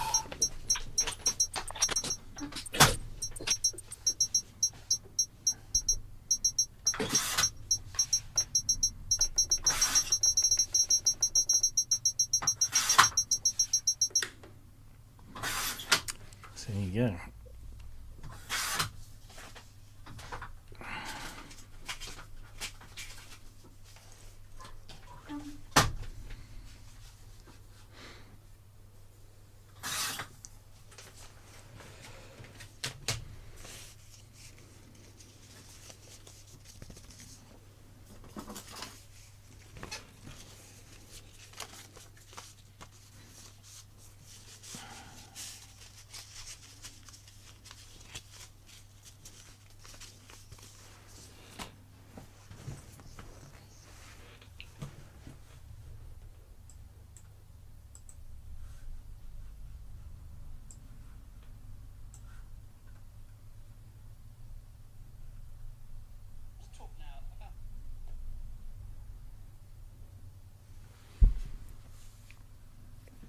Sounds are right, but the fills are not. Why is that? Well, I mean, I don't know. It's the answer. Where are the fills? Let's have a look. Let's go back to... Go back. Gotta go back.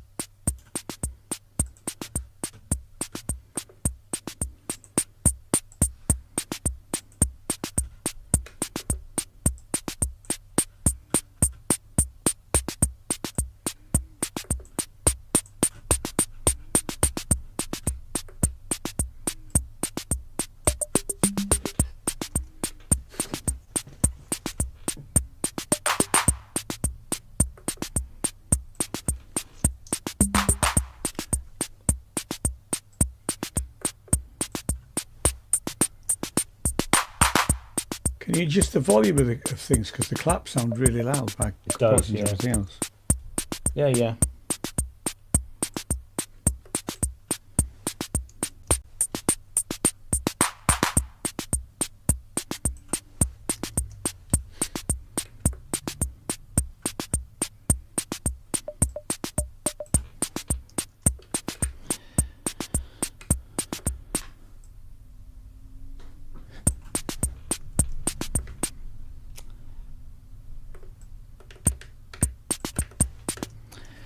I haven't had a chance to compare it to all the original stuff, but it's fun. Sounds all right. Yeah, for what it is. Does a job. And it's cheap, Very cheap. which is what we like. Yeah. There's a CR78 in the garden. I bet it's not worth as much as that one.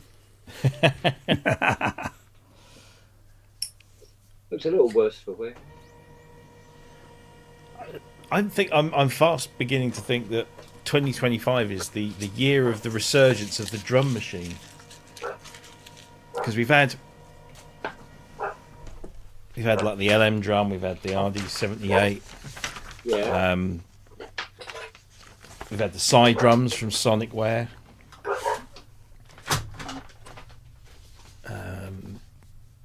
I can't mention that one, but that's tomorrow. Yeah. Yeah, so it's very drum machiney kind of. And isn't the TR8S discontinued now? Is it? I don't know. Apparently. I think it is. I never did get round to getting one. Now's the time to buy one, Ken. Well, I'm still actually pissed off about when it came out. Exactly, I know. And you've a right to be. Considering how much more you get Yeah. over the TR8. And it's so easy to program. Yeah. If I can do it, anybody can do it.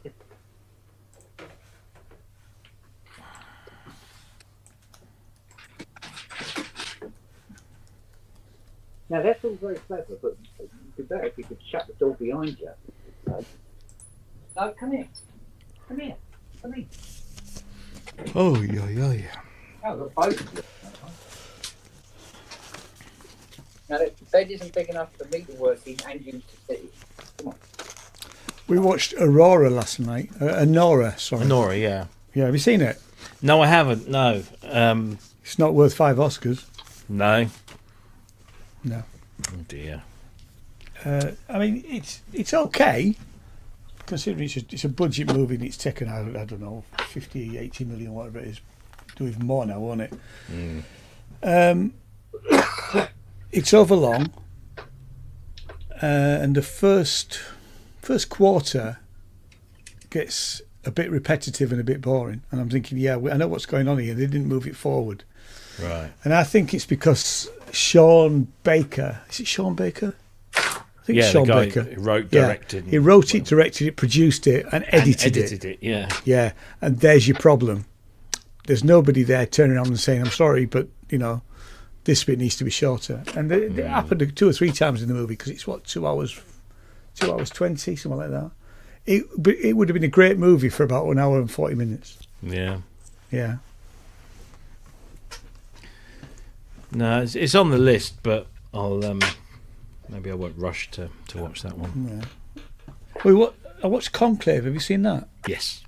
I thought it was all right, actually. I mean, Jane liked it better than me, but as Jane said last night, that's the movie that's probably closest to that should have maybe been an Oscar winner. Yeah. I haven't seen The Brutalist yet, but I don't think I can stand 3 hours plus. Oh, I could easily do that, but I'm not sure. I don't know if Jackie would want to watch something that long that's not. I don't know. I mean, I personally would like it. I like Adrian Brody. If you heard his speech, what a knob. No, I didn't actually. Oh, No. he knob. God, did he go on? Yeah. It's funny because I remember when I was working at Choices Video, so we're talking late 90s, early noughties. Something's not right. Choices, well, the company that owned Choices Video was called the Home Entertainment Corporation, Right. and they had their own film company, mainly distribution, but occasionally got involved in film production. And I can't remember for the life of me remember the name of the film. And every time I look on Wikipedia and look through Adrian Brody's films, I can't see it. But I distinctly remember the chairman of the company, because I used to be on the buying committee. So we'd all go to head office once a month and determine how many copies of each film as a company we would buy, based on how well we thought it would do in store. And he said, this one we've got to take lots of because it's one of our own, and it stars this wonderful actor called Adrian Brody, and we're all looking at each other going, who the fuck's that? No idea. What? Not a clue. Because his first Oscar was the Pianist. This was before then, I think. Before that. That's a good movie, and he's brilliant in it. You know. I don't remember seeing him in anything before that, really. But this was kind of, I think, in this country anyway, it was a straight-to-video release. But I can't for the life of me remember what the name of the bloody film was. But I did watch it and thought he was actually quite good in it, but the film itself was a bit... Yeah. And then never really heard from anything. And then he sort of, became a bit more prominent. And, here we are, 2 Oscars in. We watched... Because we were flicking through last night, and we couldn't really... You get sort of choice paralysis, don't you? You do, all these streaming absolutely. things. And there was nothing that was gripping us that was saying, oh, yeah, we haven't watched that. We keep meaning to watch that. So I looked on my shelf, and I noticed we'd got... Because I bought Inglourious Bastards on 4K. It's brilliant. And I said, do you want to see that? She goes, oh, yeah. And then my son goes, I've never seen that. So, right, okay, here he goes. It is such a great It is film. really good, yeah. Jenny, so- I don't think Jenny stuck it out, actually, because she's not into violent films particularly. But, It's not massively violent, not but when massively but when it's violent, violent, it's It really is, fucking yeah. violent. Yeah. But it's just so, I mean, it's so well done. The whole thing, the way it's written, the way it's directed, the way it's shot, the clever little things, and the kind of Tarantino in jokes. Yeah. Where he's doing something, and we all know that he's doing it because that's what Quentin Tarantino does. It doesn't really serve the story. It's like the bit at the beginning when Hans Lander turns up at the dairy farmers thing, and he's trying to hunt that family, and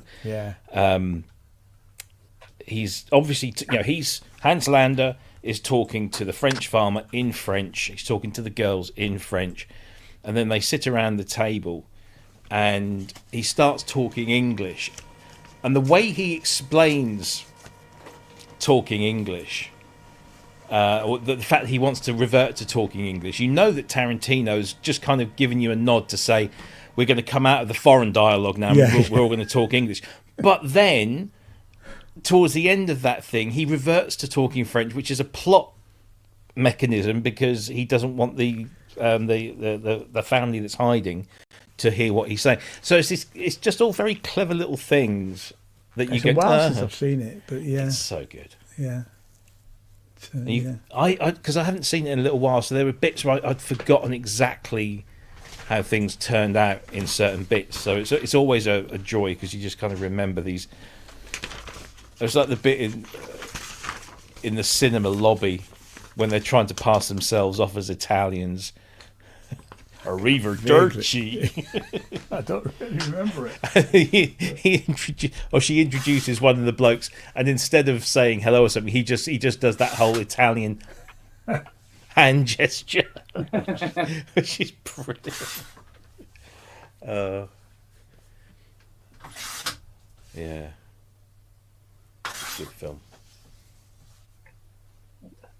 You think all these people are in it just for like a short space, like Fassbender's not in it for long. Michael Myers isn't in it for very long. Yeah. And it's so great when big actors who can carry an entire movie just say, for this I'll do 10-15 minutes on screen because it's such a good story. Well, I mean, the classic is Robert De Niro being Harry Tuttle. Yeah. In what's his face? Because you don't know. You know the voice, but you never see him because he's got a mask on the whole time. Yeah. And he's just brilliant. Yeah. The see, that's another one. A lot of people slate Jackie Brown. I seen love it, Jackie but Brown. I never really. I thought De Niro was brilliant in that. So good. I'd have to probably watch it again. I don't remember that much about it, to be fair. I got so into all of those. What's his name? What's the name of the writer who wrote the book Jackie Brown? That I don't know. Elmore Leonard. Is it Elmore Leonard? Or Elmore something. Sure. Anyway, he wrote Pulp Fiction. Not Pulp Fiction. He wrote Jackie Brown. He wrote a couple of. There was that one with George Clooney and Jennifer Lopez. Oh yes. Is that the one in the desert? It's the one where Clooney is the convict and Jennifer Lopez is the cop or the agent. Oh no, I'm thinking of something else.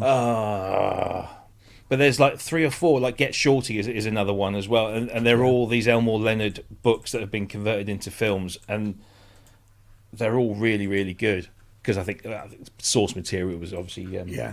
It's always about the source material. It really is. It's always about the writing. Yeah, you can't have a decent story without a good writer. Well, exactly. Don't matter how good. And I mean, how many times do you see a really good? It could be TV as much as anything, but a really good drama with great actors, and the script is just pants. Yeah. Or. It's a TV series. The first 4 episodes are great. You're really into it, but the last 2 episodes, they don't know how to finish it. Not that I could do any better, mind you. But. How many times have people screwed up Stephen King books? Oh my God, yeah. I mean, sometimes I think you must sit there and go, Jesus, why? But I suppose the money at the end of the day. But oh yeah, Christine. It's an okay film, but it's nothing like the book. It's a much better book. The book is brilliant. A great book. I haven't read a Stephen King book for quite a few years, but I used to always read Stephen King books. I probably read most of them. My favourite I remember being Cujo. I really liked Cujo was okay. Yeah, and of course, I mean, Carrie was good. That was a good adaptation. And Firestarter wasn't awful. But again, the Firestarter book was so much better. But I mean, you could argue the book is always better. But because Conclave was a novel, wasn't it? I believe so. Yeah. I have to say, it doesn't make me want to read it. No. But it was interesting, and it was the machinations of what was going on was. I thought it was very well done. I thought Ray Fiennes was superb. He was, yeah. And John Turturro. I mean, he could just sit there and read a phone book. Yeah. He's just so enigmatic, and he's mostly always John. He's just John Turturro. He plays himself, yeah. Not John. Oh, what am I saying? It's not. No, you mean Stanley Tucci? Stanley Tucci. I always get those. Thinking John. Yeah. But both actually, John Turturro. I could again, if somebody else I could watch it in Severance. He's brilliant. Yeah, I think I told you I've sort of fallen out of love with Severance. Stanley Tucci, yeah, of course. But and I keep looking, thinking, no, I'm not going to go back to it. There's so much other stuff I want to see. Did you ever see Stanley Tucci's cookery thing where he travels? He was traveling around Italy and stuff. And it's just it's a documentary type thing, and it's brilliant because he's just, and whenever he's on things like Graham Norton, you could just sit there and. He's got a great voice, hasn't he? Yeah, he's got a great voice for radio. Yeah, yeah, very good. Yes. I heard a new Lady Gaga song the other day, and I thought, "Blooming heck, that's not bad." It's one of her new. It's off the new album. Gaga. I mean, yeah, I've always liked her, but this actually sounds like she's kind of grown up a bit, as in moved on. I mean, she's obviously she's been around getting on a bit. Yeah. So no, I quite liked it. It was on Saturday Night Live. She was guest host and musician. They did this skit. I don't know if you're familiar with the format on Saturday Night Live, but I am, and I have seen I saw the Trump. Oh yeah, the Trump Elon Musk one. Well, it was Trump and when he all kicked off in the Oval Office, but they had Trump on. They had Elon Musk in the middle of it at the end. Mike Myers is great. Yeah, which was great. Yeah, I have seen that, but I roughly know what the format is. They did. There's always been a bit of Saturday Night called Weekend News, and it's Colin Jost and Michael Caine. Colin Jost is Scarlett Johansson's husband. All right. And in this week's skit, they had a special guest on, and it was Lord Gaga. So it's I think it's Mikey Gray, I think his name was doing this character called Lord Gaga, and it was very funny. And then he starts talking about because Colin Jost, Lord Gaga was implying that Lady Gaga is basically just filling time with her musical career, and that he makes all the money. And then he starts making all these jokes about the women making. Can you imagine a wife making more money than her husband, looking at Colin Jost, who's married to Scarlett Johansson, who clearly makes a ton more money than he does? And it was just brilliant. It was so very funny. Some Saturday Night Live stuff doesn't always hit the mark. I'm never a massive fan of seeing them looking at the cue cards. Which channel is it on? I only watch it on YouTube. Oh, right, okay. They put most of the bits on YouTube. Those clips, yeah, that's what That's how I consume most of that stuff, like Stephen Colbert, Seth Meyers, Daily Show. Well, apparently, if you're down with the kids, I mean, YouTube is the new mainstream media now, isn't it? I tell you what I've been getting into lately is I forget the name of the channel now. It's a history channel on YouTube. On YouTube with a couple of English historians. It's called The Rest Is History. That's the name of the channel, and it's what's his name? Dominic Sambrook. And some other guy who I recognise but can't remember his name. Dominic Sambrook is kind of like a modern day. I say modern day. He's not an old fogey. He's quite a young chap. Yeah. But very. He did a series on the 80s. It was like I can't remember how many episodes it was, but he did a documentary series on the history of the 1980s. That sounds familiar. I might have watched that. And it was kind of nice to see somebody who clearly lived through the time and knew his onions sort of go through that. But this channel is full. Each podcast is like 45, 50, maybe sometimes an hour long per episode. And I can't remember why one of the episodes really drew me in. And I thought, I'll go and watch another one. Now I'm watching, which is quite contemporaneous, is the rise of Hitler, Nazis and the fascists in 30s Germany, which is it's light easy sort of stuff, contemporary, surely. Well, that's what I was going to say, contemporaneous, but but it is interesting because they really look at the details. So I'm on episode, I think I did episodes 1 and 2, The first one was the Night of the Long Knives, when basically Hitler just kind of took over. And then the second episode was the Nuremberg rally in 34 or 35. 700,000. Yeah, I mean, you see the pictures, but it's just almost 1 million people all lined up in these perfect rows with all of this stuff. And yeah, it's crazy. And they talked about Leni Riefenstahl, and that's kind of... It was weird because I'd watched that last night before we'd watched Inglourious Bastards. Yeah. Because obviously they reference Leni Riefenstahl's films in Inglourious Bastards. But yeah, they talk about her propaganda movies and all that stuff. So yeah, but no, I thoroughly recommend it. It's an entertaining sort of just like two people just talking about history. I think they did it originally as an audio podcast, but now they're releasing the video stuff on YouTube.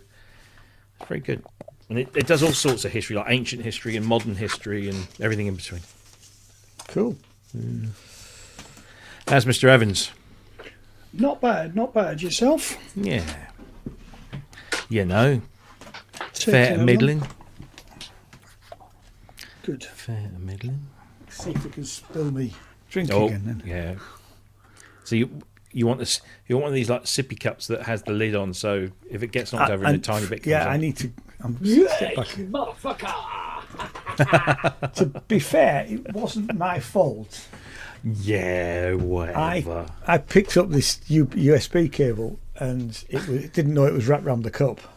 So you're trying to blame an inanimate object. Well, it's not going to answer back, is it? Let's face it. So it does get the blame. Dear, oh dear. And I dashed into the house to get some to mop it all up, and Jim went, I knew something was wrong because she'd taken the roller kitchen roll. Oh dear. What's Mr. Spong working on today? Profit 5. Oh, joy. He's just done just done a Jupiter 8. You're having trouble putting your teeth in it, Dave, buddy, aren't you? I know, aren't I? It's me age, I think. Yeah, well, we're not of us getting any younger. No. Yeah, we're not talking about age around the house at the moment because it's Jackie's birthday on Sunday. Yeah. Yeah, Jane's got one coming up in 28th. Yeah. Hey, you know that harmonium that I had? So it turns out that it was given to Jackie's dad by his mum, and it was given to her by her dad. It's been in the family for like 3 or 4 generations. Wow. I know. Bloody hell. And apparently the person who originally owned it, who was probably a great-grandparent or a great-great-grandparent, used to play it on the streets. Amazing. Yeah. Wow. So it's worth hanging on to. Proper bit of Definitely. history. Yeah.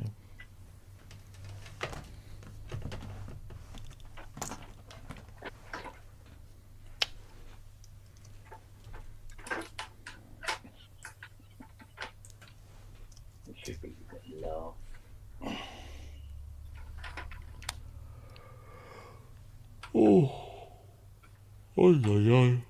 Still recovering from Friday. No, yesterday I didn't get to bed until gone 2 this morning. Why? What were you up to? Not a Dirty lot. stuff. No, we were watching a film, and then Jackie went up to bed eventually. Sort of watched rubbish telly. What did we end up watching after the film? Something stupid. Probably another film. Oh, that's it. It was the end of Reacher. Which one? Which Tom series? the Tom Cruise film. Oh, right. Yeah. Is it the first one or the second one? I don't know. It's got Robert Duvall in it and I've seen Rosamund Pike. I've seen the first one, but can't remember that much about it. I've never watched the films. I've only ever watched the clips that you tend to see, the action bits on YouTube and stuff, where he takes on, 6 rednecks in a car park or something. Yeah. But even my mother-in-law, because she saw the film, this was many years when she still got her marbles. But she was a big fan of the book, so I never knew that. And she said, "Oh, I saw that film. He's not my Jack Reacher." Well, he was nobody's Jack Reacher because he's too bloody short. Exactly. I mean, I've become obsessed by the TV series. I'm on series 3 now. Yeah. Which is brilliant. And I was in a charity shop in Wells the other day, and for $2.99 I bought the second Reacher book. Okay. And I've just started that. It's really well written. Yeah. So Reacher 2, Reach Around. Yeah, it's called Kill Something, as you'd expect. But he wants to retire, and his brother's going to take over. So the last few books have been co-written with his brother. Oh, okay. Which is quite interesting. So I mean, I was talking to Matt because Matt's in publishing. I'd asked him if he'd read any. He'd read the first book, and he said that the ones with the brother are getting sort of mixed reviews of sorts, really, because it's clearly not Lee Child's style exactly. Mm-hmm. You know, but it's quite a nice thing to do when you want to pack it in. Yeah. You know. Did you read that thing about how he come up with the name? Yeah. Yes. Yeah, his daughter. Lovely. It's absolutely lovely. Yeah. Oh man. Okay. Oh, that's interesting. Nice.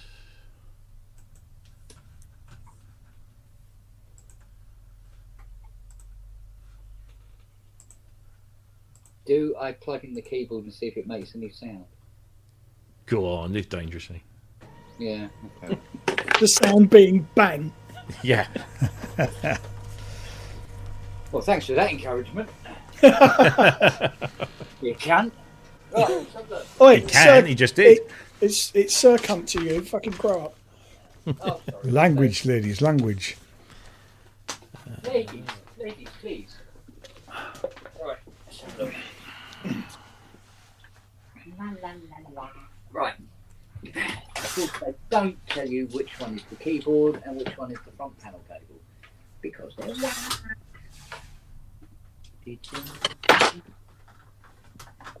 Yeah, sorry, stop you getting in your bed. Nope, she's off again. Oh, I spoke to her, didn't I? I made eye contact. Oh my God.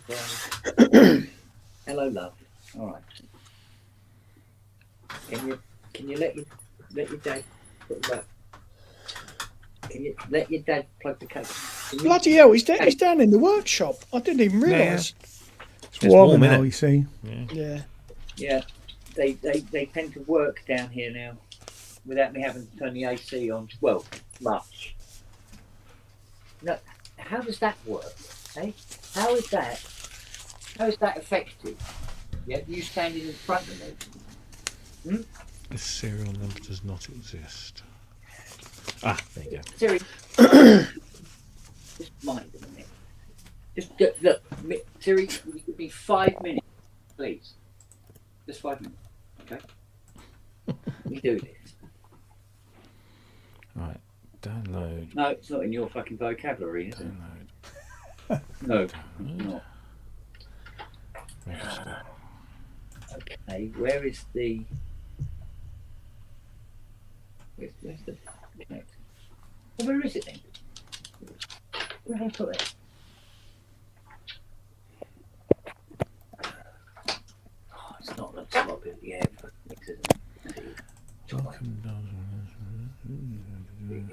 Here we go. Well, that one goes. Copy. God, this is a pain in the ass. Here we go. Right, okay. Right, see if that's the right way round or not, shall we? Turn the keyboard on. Here we go. See what it does. Oh, did I connect the audio? No, I didn't connect the audio. Hang on. Right. Audio out. Here we go. Right, hang on. Choose.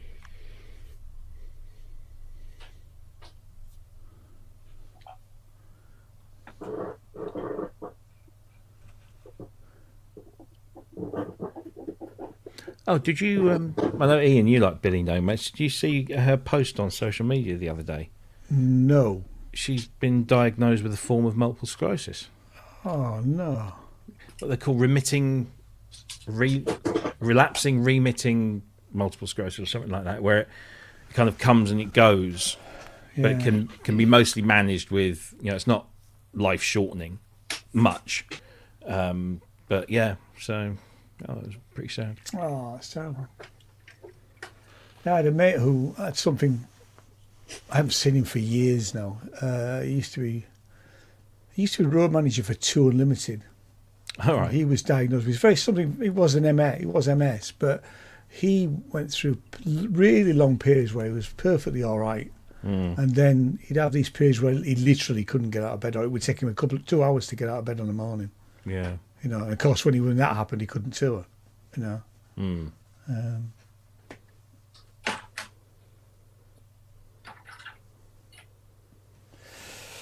Yeah, so if you ever see this, John, get in contact, you bugger. I've lost your phone number. We used to get postcards from all over the world, having fun, wish you were here, not.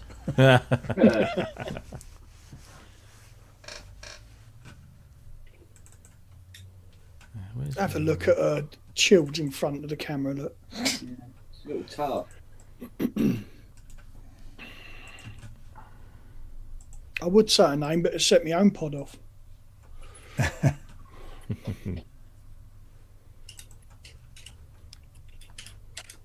Yeah, it's called relapse remitting multiple sclerosis. Yeah, I wonder. It sounds similar to what John had, but because like I said, for a long time. I mean, he's older than me, so.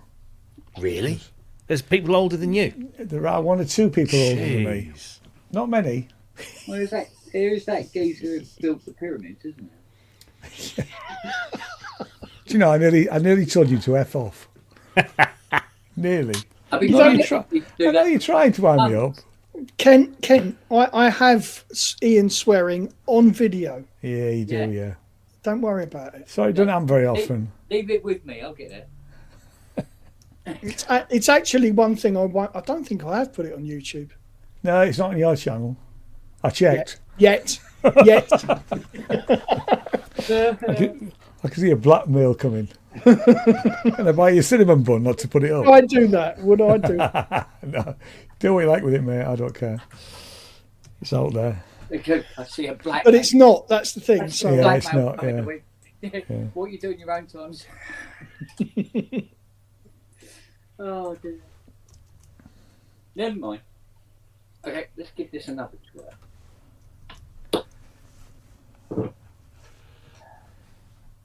Otherwise, I'm going to have to message John Price and annoy him. Oh, it doesn't like that. That's all. No. No, don't like that.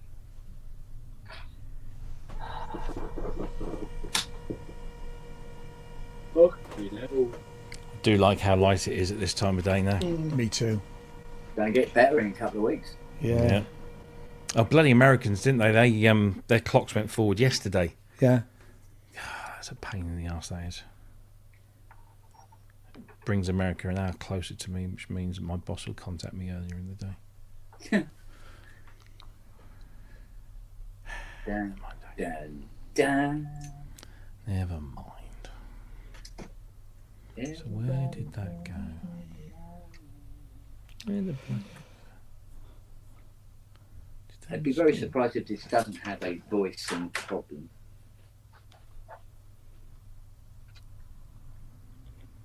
Try that.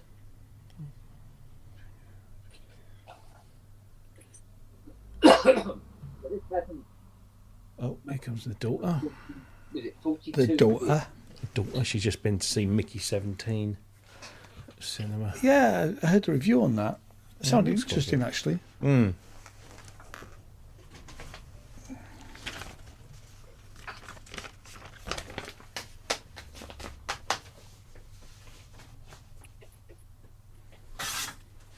don't think that's right either.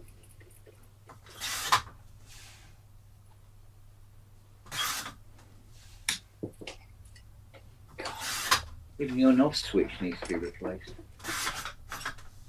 What rev is it? It's a 3. Oh, so it's not the bad one then. Well, do you know what? I'd consider at this very moment in time the 2 better than this. Really? Yeah. Well, it's 42 years in a barn. Yeah, that's not so great, is it? No.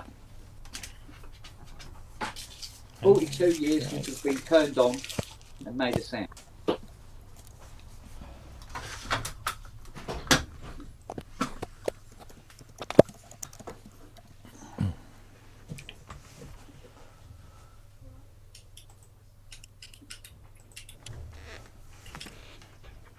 No. No. No. No. Nothing.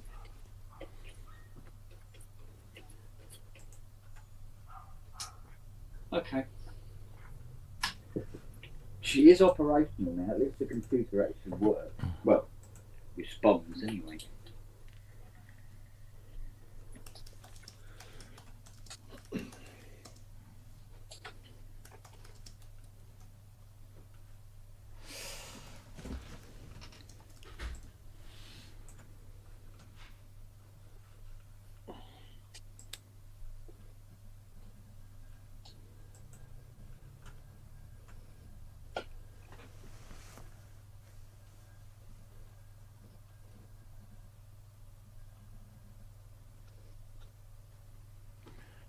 I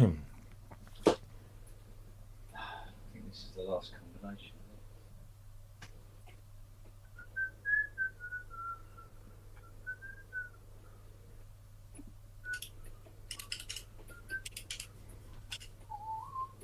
Nothing, nothing. It's making nothing. It's broken then. I think it probably is. Mm. Right. Okay, disconnect that one then. I can go for a walk. Right. Disconnect this cable. I'm going to access the VCOs directly instead and see if they are actually running. There's no point in checking for envelope generators and VCAs if the VCOs aren't actually doing anything in the first place. What? What are you whinging about now? Go on then. You ready? Off you go then.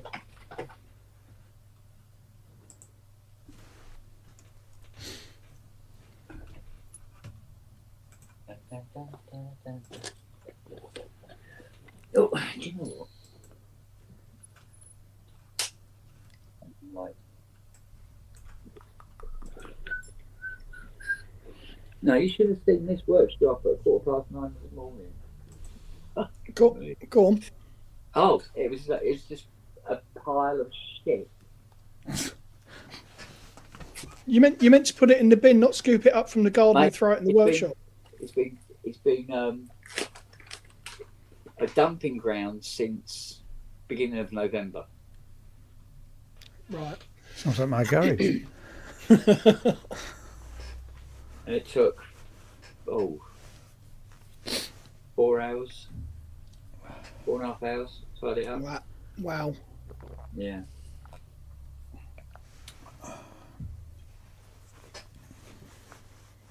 Well, I glued that end sheet together for the FY77 Oh yeah.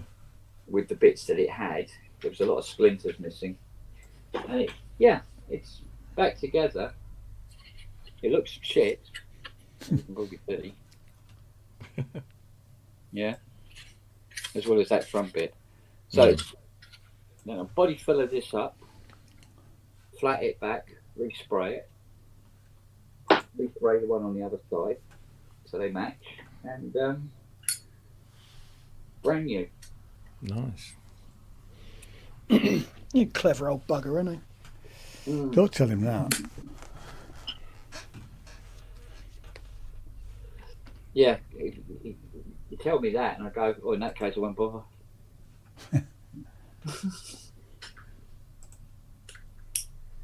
Just get the guy to send me the money for the privilege.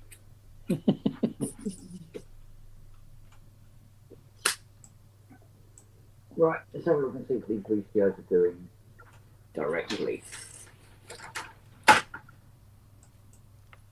Preferably without shooting the computer on it.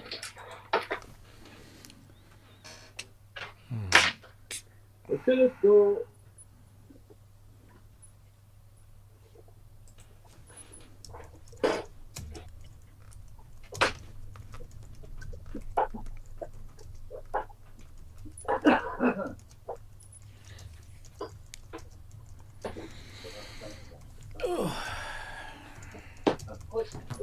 Oh, left turn. Oh,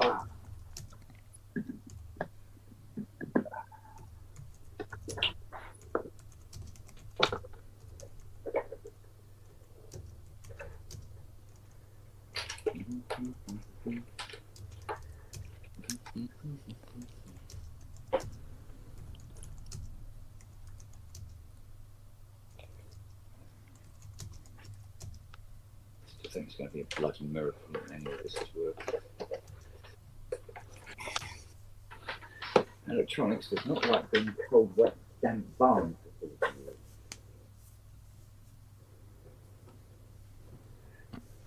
Now I've got to buy a new bloody oscilloscope. Go, you know, look.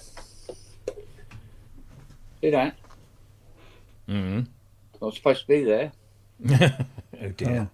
Oh, Yeah. Doesn't really show up in your bit. Oh yeah, I can you see it. Yeah. It's like a black hole. Yeah. At certain angles it goes white. Weird. They're not cheap either. Nope, they're bloody not. Right, let's have a look then. So pin 4 should be square wave. Let's have a look. Neil Wharton wants to know if you want your Oasis back. No, he's all right. Sure about that? I don't think he was offering. I think he's just inquisitive. No, he did leave me with a. He said, "Look, if you do miss it, he says, I will sell it back to you." But no, I don't want to deprive him of it.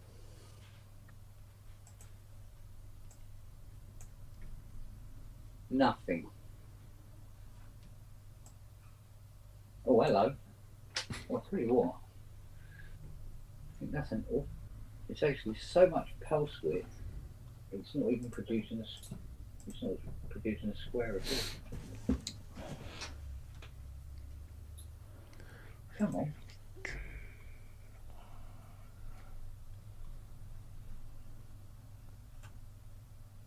Yeah, just little thin lines sticking up. Right. Can you remember which control is the? Oh fucking hell! I can't remember. Ah, still got something. They always get mixed up. For a state of this. Ugh. All right, let's have a look. Pulse width is this one. It is that one. I thought it was mine. Okay, cool. Right, they're wrong. Frequency. We'll turn the frequency up a bit so we can actually see the frequency.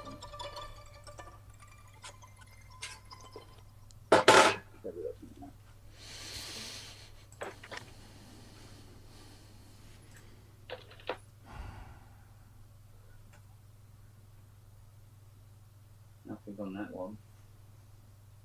Nothing on that one. Oh, it's still pulse width. Because it's a preset, you dickhead. Put it in the front panel mode. Idiot.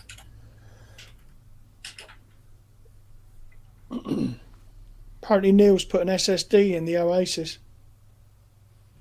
Oh, is he? Good move.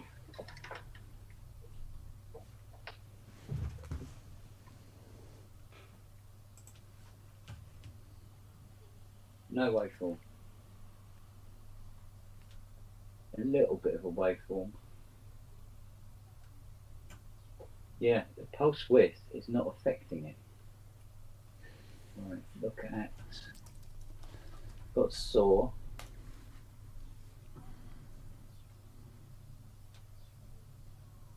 Triangle was there briefly.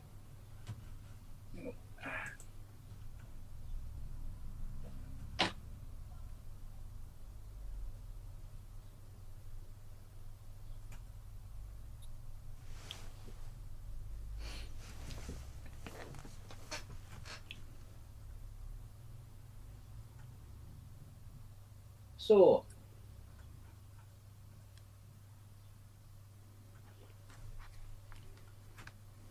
Triangle's a weird shape.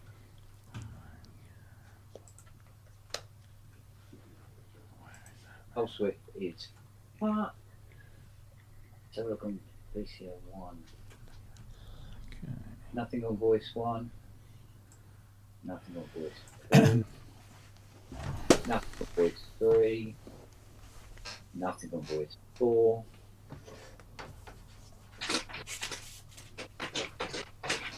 Nothing on voice 5. They're all fucking dead. All the bank 1 is absolutely fucked.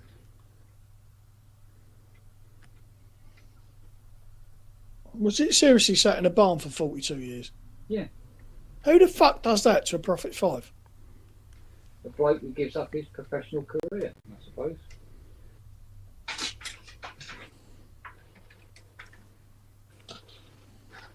Although, why he left him in the fucking barn, I don't know. Well, it does beg a question, doesn't it? Well, yeah, agreed. Right, so pulse width isn't affected.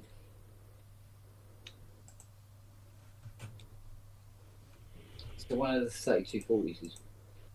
So look, 10s, all the envelope generators.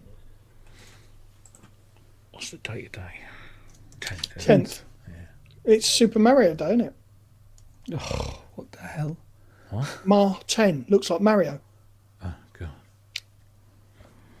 That's 10 years. That's stretching.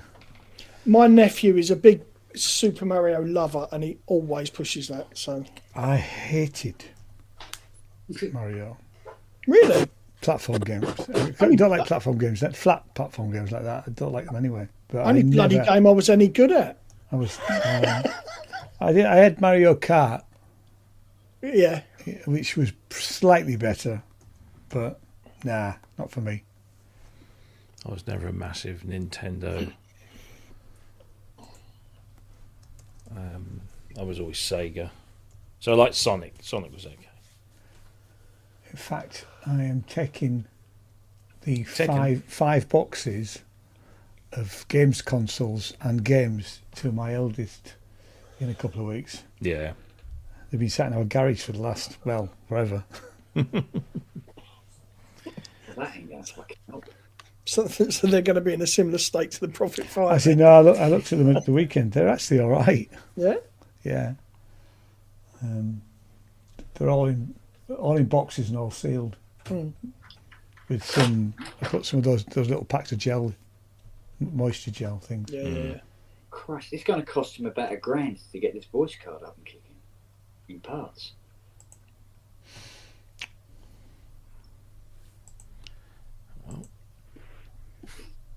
We might. I suppose he could afford it. I mean, after all, he owns a fucking farm.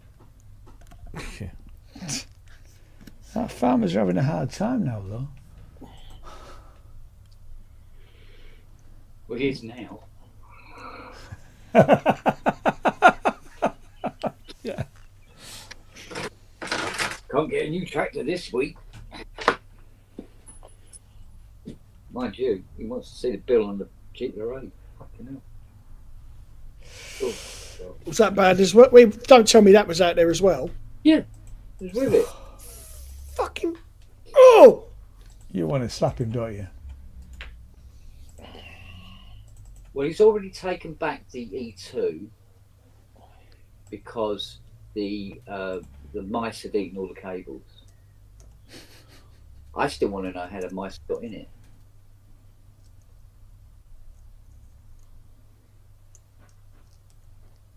Unless they were baby mice. And I wouldn't have thought there was much nutritional value in copper, to be honest. Still, well, I have got a spare Profit 5 Rev 2 board,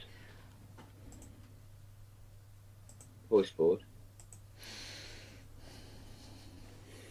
but I don't know.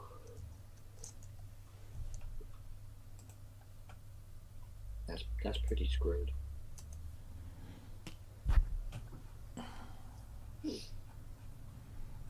So did you get the JP8 working? Yeah, the JP8's sorted. Good. I just need to make up some new cables for it, and Bob's your auntie, it's done. So, So let's see if we can, while we're here, make this front panel look.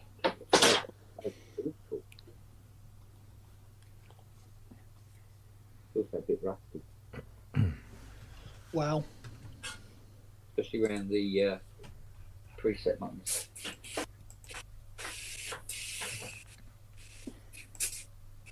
Let that have an eat. Go and eat it away.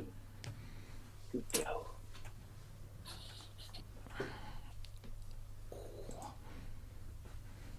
What's up, mate? Feeling my age. Or more to the point, feeling my wife's age.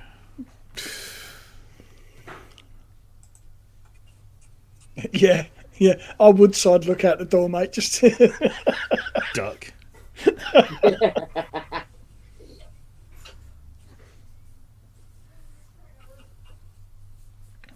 Well, according to TikTok, I'm 21. really? Yeah.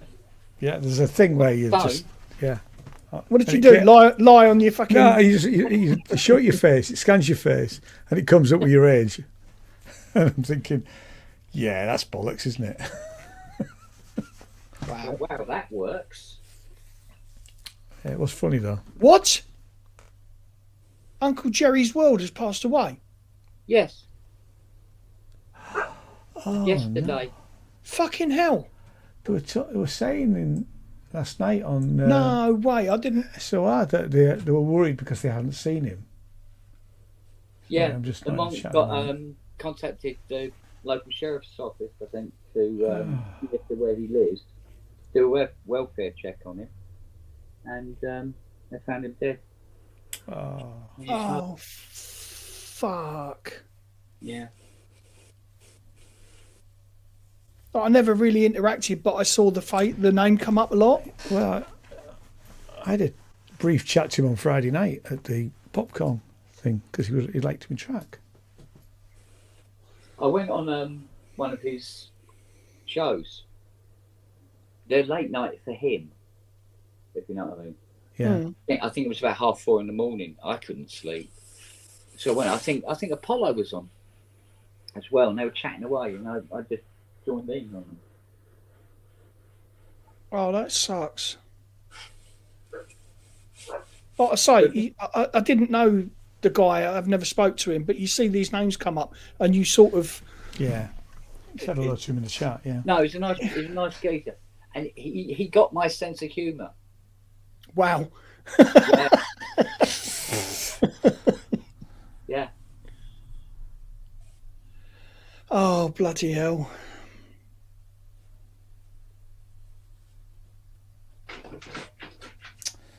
Aye. There you go. That's a downer, isn't it? Oh, fuck. That's. I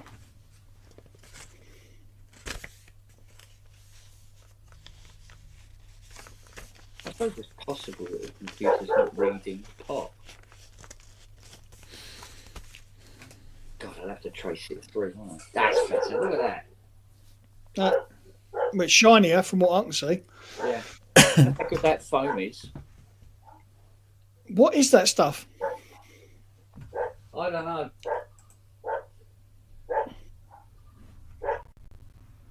It doesn't go into too much detail about what's in it. Oh, When it right. does, it's in Hungarian and Czechoslovakian. Oh, fair enough. Don't spray it on an open flame, though. It goes for any aerosol, surely. Yeah. I remember when I worked in catering sales, we used to sell catering equipment. and we had a stainless steel cleaner, and they used to say to us, you know, oh, you can eat this stuff, but nobody ever demoed it. And me, there's a guy coming. I want to clean my stainless tables. It's really, really safe. How safe? I said, you can eat it. He went, go on then. So I did. This shit in my mouth. It tasted awful, but I was fine. Yeah. Have you quite finished? Apparently not. What? No, wagging your tail down help. What? No, you're not coming in now. Yeah, look. Bloody hell. Wow. Yeah. It's good gear. Mm. Mm-mm. I'm getting very bored with this already now. Doubt yourself, doesn't it? I know it's going to use up my entire stock of 3340s as well.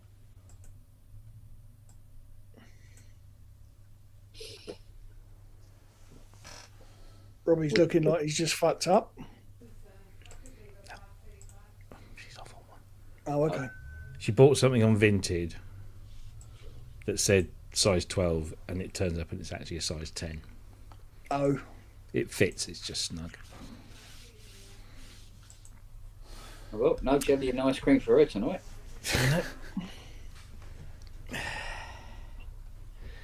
Yeah, it was sad news about Uncle Jerry, wasn't it? No, yeah. I've only literally just seen it. So, yeah. Thing is, that's the thing about, you know, that I love about this community is we may not know them intimately, but it still stings. Mm. And I don't want to know them intimately in that respect. No, quite. No, you know what I mean. You know what exactly I mean. what you mean. But it was the fact it was the fact that he hadn't been seen around for a little while. Yeah. That then got Lamont, even since Samurai, to call the police to do a welfare check, and that's how they found him. Yeah, because like I was saying earlier, nothing worse than you know you die and then you're just there and nobody knows. Well, that's always my biggest fear: living alone. That's the only thing that frightens me. Although you fuckers would pick me up if I wasn't on Facebook for 20 minutes. So. We'd be knocking on the door, mate. Mind you, to be fair, after living with Fiona now for 13 years, I think I'd quite like it.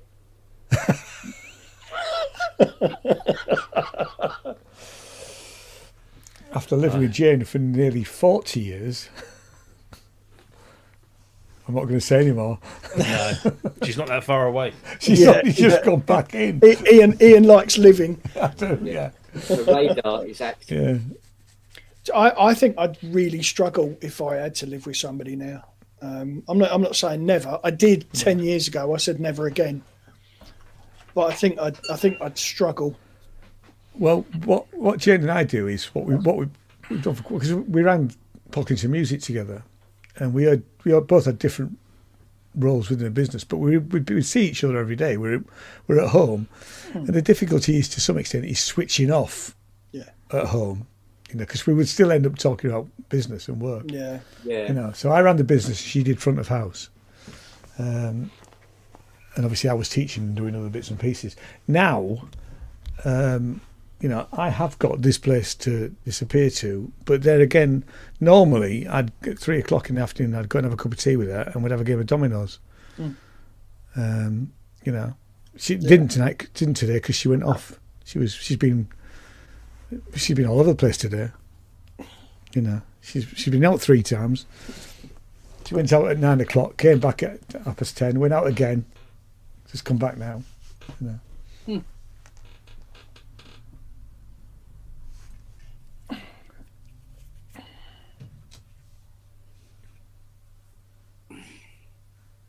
Get in there, you little shit.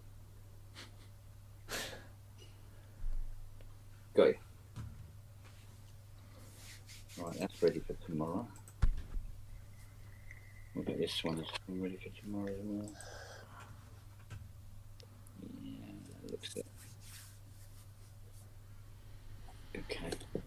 future tomorrow.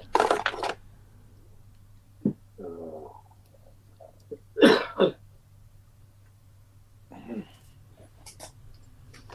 Oh, Christ, do I really want to do most of this?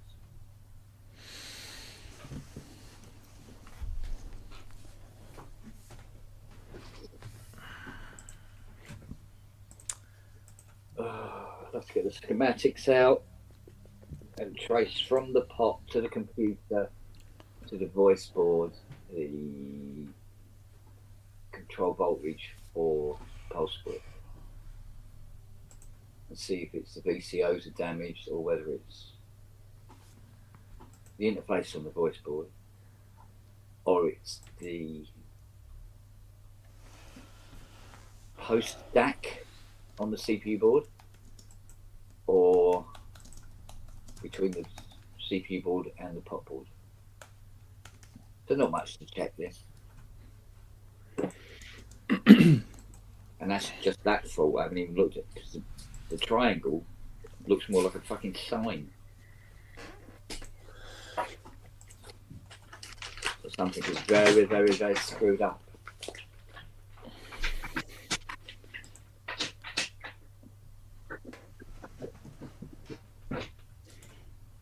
I'm going to have a really, really noisy dinner tonight.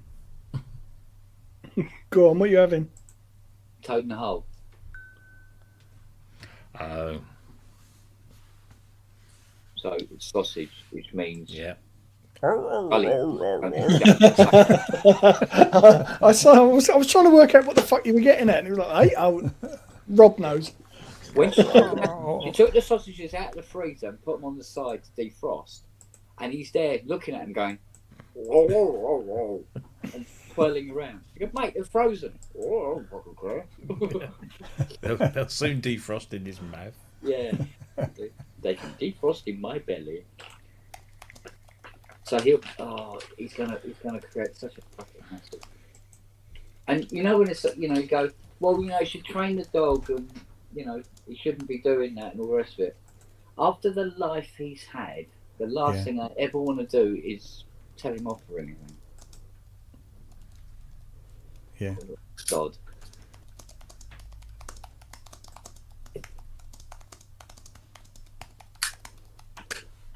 If I'd been beaten half to death with an iron bar chained to a pole, you can't have been told off by anybody for that, either.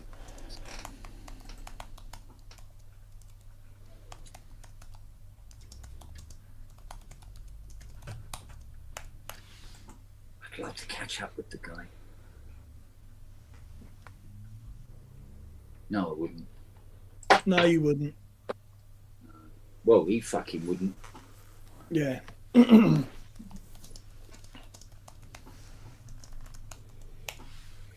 Mind you, he would at least be able to experience what it's like to be able to be hit by a vintage Mustang at 815 mile an hour.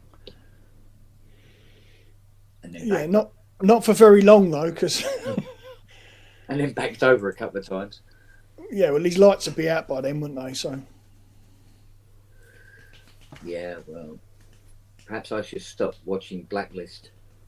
Oh, look, there are far easier ways to teach people lessons than that. Prolonged lessons, anyway. Yeah. Could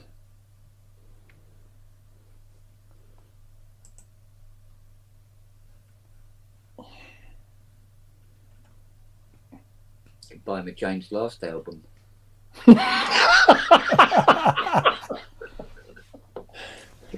Does Tijuana. Tijuana Brass by James Last.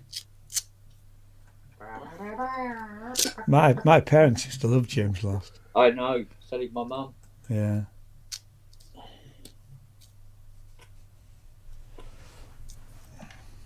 Didn't mind it. I mean, it's quite musical and all the rest of it, but after a while, I go, oh, mum, fucking hell, get another record with it. Well, a bit like she used to be you and Vangelis. Yeah. Oh, she loved Vangelis. That was all right. I didn't mind that. She loved Tomato. She loved Vangelis. She really, really liked Kraftwerk. I mean, really, really liked it. I didn't think she'd be into it, but she was fucking mad for it. So is that foam stuff I've got some stuff here, Kent. I'm going to about to order Multifoam 77 foam cleaner. No, it's Ambersil. Amber Cleanse. I don't think they do Ambersil from. It should look like that. Vision. Amber cleanse. Yeah. Amber, Amber, CLENS. Right. So they can spell half of it right. Yeah.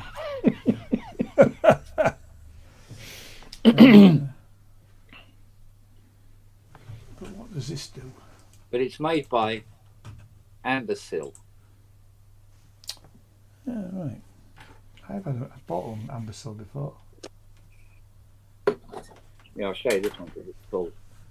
Yeah, I know. This is. What? I missed that. What was that? He said, I'll show you this one. It's full. This one's full, so it will match the picture. Oh, fuck. Because they get thinner, you see. Look. Yeah, just to do, yeah.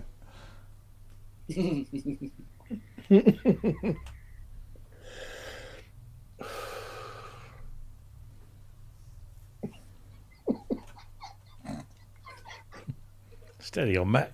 Oh, Do no, yourself a mischief. it's just that stupid sense of humour that fucking does me sometimes.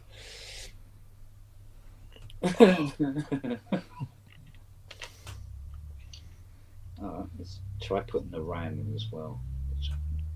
Ram the ram in. Ramming it in. Here we go. The last time I laughed at anything that stupid, my nephew had put a picture up of the sky in Teignmouth, and it was grey. And he went, "Oh, typical Teignmouth day." His mate posted from Florida sky. James's response was, "I hope you step on and plug."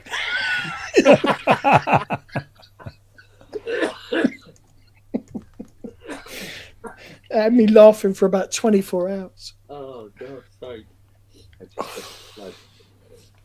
Yeah. And having done that, I can relate.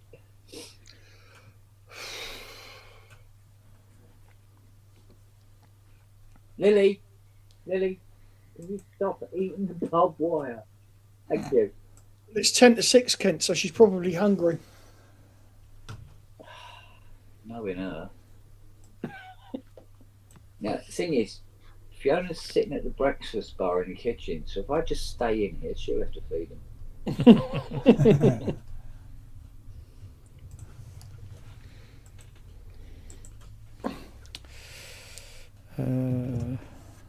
Oh, mate.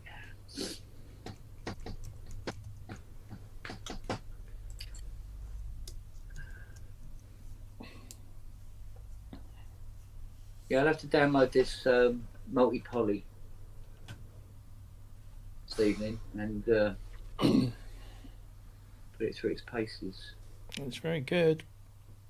I'm Yes. waiting for the cherry thing tomorrow. That's very good also. Yeah, that's very good. Do we have a price on it, or Yes. okay? No, Okay. You asked the question and I gave you the answer. Okay. Well, yeah, I'm not going to ask. I won't answer. Actually, it's funny because they've given me a price, but a retailer that we're affiliated with has given me a completely different price. Oh, So I got back More to or Cherry, and Cherry said, no, it is the price that we said it would be. I said, okay, you better speak to said retailer. And, Yeah, but we would have thought out of the two, Cherry would know, yes. to be honest. So I'm just waiting for a response back from Robert, Mm-hmm. who's generally on the money, but also generally up to his eyes the day before a launch.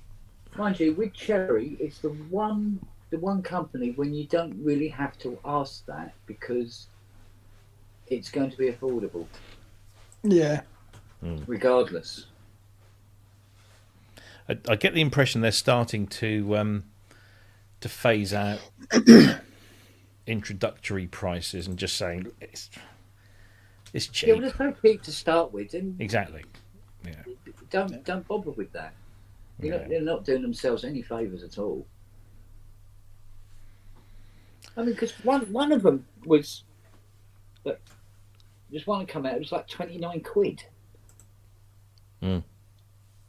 Back in there. I can't remember which one it was.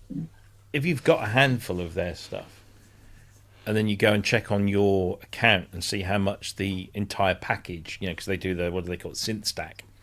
Yeah. That'll be, if you've got, say you've bought half a dozen Cherry Audio plugins over the last couple of years or so, the synth stack price will be quite cheap for what you're getting. When you sort of like divide it up into cost per plugin, you'll most likely be in single digits. So it's incredible value. So, you know what, Nelly and Lily have been playing in that garden all day, and they're still playing, jumping about all over the place. Oh, Chaz has come out. Oh, here we go. He comes through to tell me it's dinner time. And you've just said the D word, and she'll have heard that. That's double glazed, mate. She can't hear a word. Don't bang The thing on it. is, walked past the owner. He's walked past Fiona in the kitchen to come down and tell me. Go and tell your mum.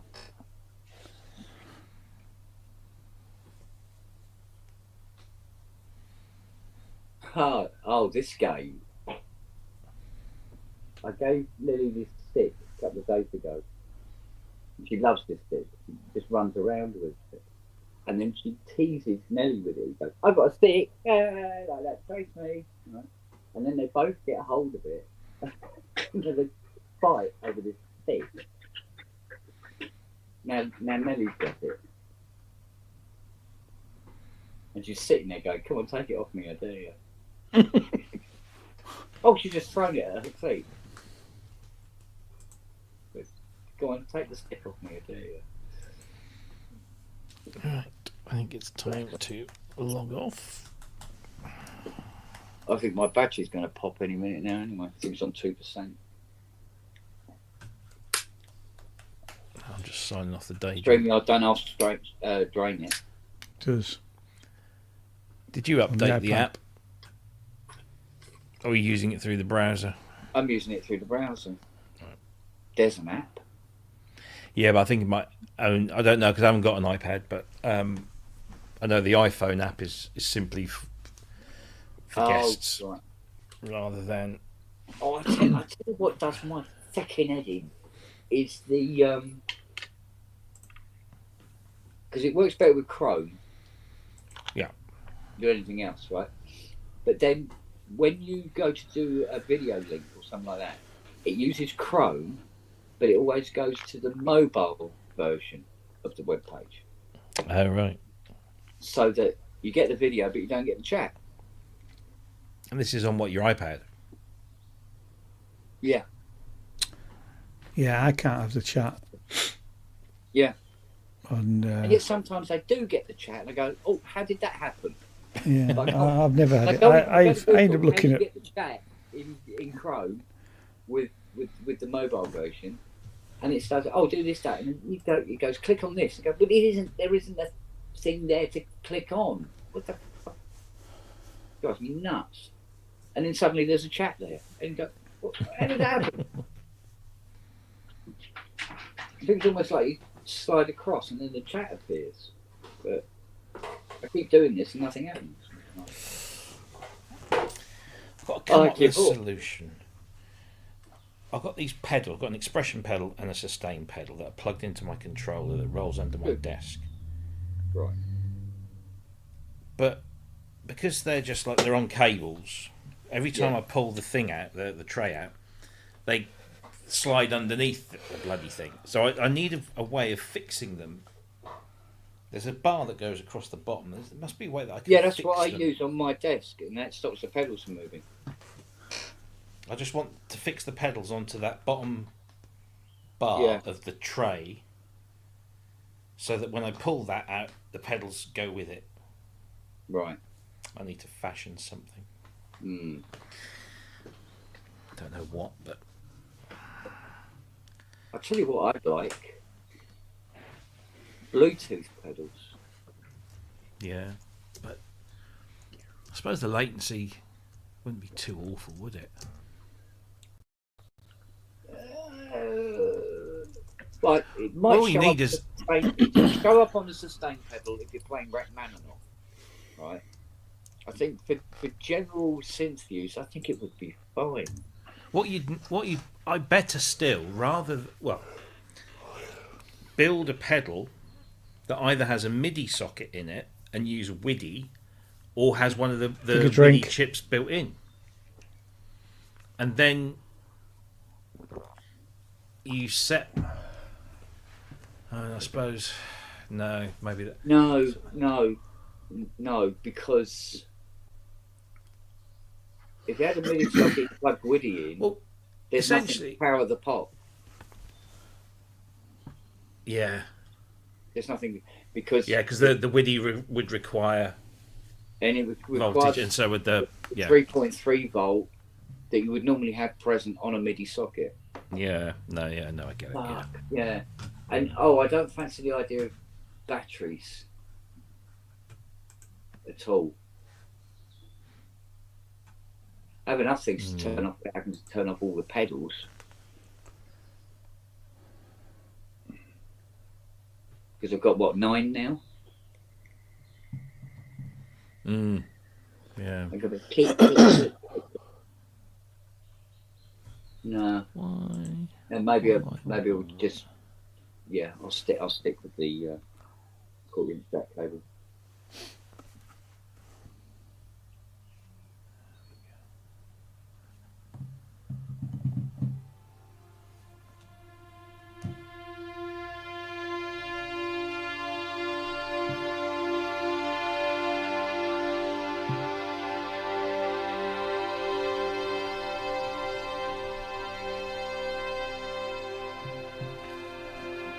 I thought the start of that was Frankie Goes to Hollywood. Yeah. No, it's this new string or violin library that's coming out tomorrow. All right. And can you assign the vibrato to the pedal? Because as it gets louder, there should be more vibrato happening. It shouldn't stay steno. Oh, look at me. Yeah.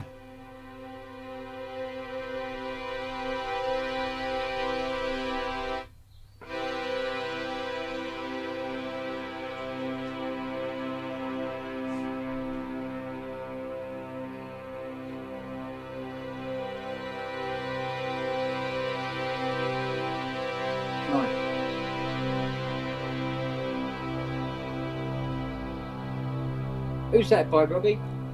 Wrong Tools. I've never heard of them before. No, they're new. They got in touch and said, I'll tell you what, check out a piece of software called Divisimate. Visimate. Divisimate, yeah. It's an AI MIDI engine that, for instance, if you were playing a cello sample, a violin sample, a viola sample, and a solo violin sample together, what Divisimate does is it works out oh right, yeah, the right notes for the instruments rather than you have to set out a massive template. I didn't hear you say Even in front of Divisi. Yeah. I just heard Even Visi. if they're on different MIDI channels, it can play on the keyboard at the same time via one MIDI channel. Oh right. And it works out. It does all the MIDI channel switching itself. Okay, that's clever. Yeah. It's a bit pricey. There is a light version, which apparently is not very expensive, and then the full version I think was about $250 or something like that. Okay. And I'm toying with the idea of getting it, but I'm also toying with the idea of not going to prison and need to pay my tax bill. Yeah. So, Tax. Busy, mate. I've got my VAT to do. Yeah? Yeah, that's due. No, I wouldn't charge VAT because of it being such a ball ache. Well, after it's got easier because all my accounts are done with online, so Oh, I just have to check that I've made a complete cock up of a transaction, and I'm claiming back £4,000 worth of VAT when it should be £4. ah, You think I'm joking? In the past, I have looked at that and thought, bloody hell, that's. yeah. Well, I made the mistake one year of trying to, reclaim tax back on various transactions and purchases. Yeah. Get tools for the workshop, blah blah blah, and all the rest of it. And it came to more than I earned, which I thought was quite interesting. More than you've earned. Well, that's. I mean, that happens occasionally for me. Where if I buy, so I should pay some VAT this quarter, but before Christmas, the last quarter, because I was buying some stuff in, so it's peaks and troughs really. Well, I must admit, for the year that I've got to work out the tax for, is within that year is the GS1, so I'm going to save myself a lot of tax. Yeah. Because I didn't get paid for the fucker. So I've paid my tax bill, my corporate tax bill and my personal tax bill. No, I'm late apparently. Fiona reminded me this morning. You need to watch that because the buggers will put a surcharge on. Yeah. It's never happened to me, but I do know that there's always that threat. Yeah. I've said the first time when I first started the business, though, the first quarter, the VAT people wanted to have a meeting with me, and I had screwed up. I had messed up. Yeah. And a very nice lady who's in Glasgow. I don't know if it still is. We had a telephone conversation. She says, "Can you send me I was doing it on the spreadsheet, so I sent her everything over." She said, "Well, fundamentally, what you're doing is right, but you have made a mistake, and I'm going to have to give you a formal warning." She said, "It sounds scarier than it is. There won't be anything else in there, but you'll get an email which will be a formal warning because of the mistake you made." And in the last business I had two VAT visits in 10 years, and they came for half a day. Yeah. And they would go through the books because they were in paper in those days. It's back in the 80s. They would always find something. After the first visit, I learned not to even contest it. Just there's absolutely no point there, but they will find something. Yeah. And so I would just pay it, and I would usually put some money aside because if they're going to turn up, they're going to pay. They're going to find something. Yeah. Yeah, that sounds about right. Yeah.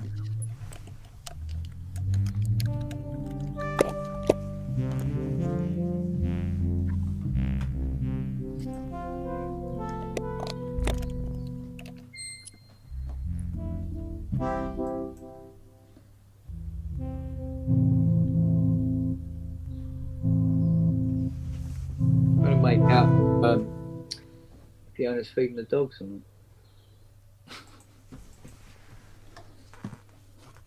Do you know what? I don't think she is.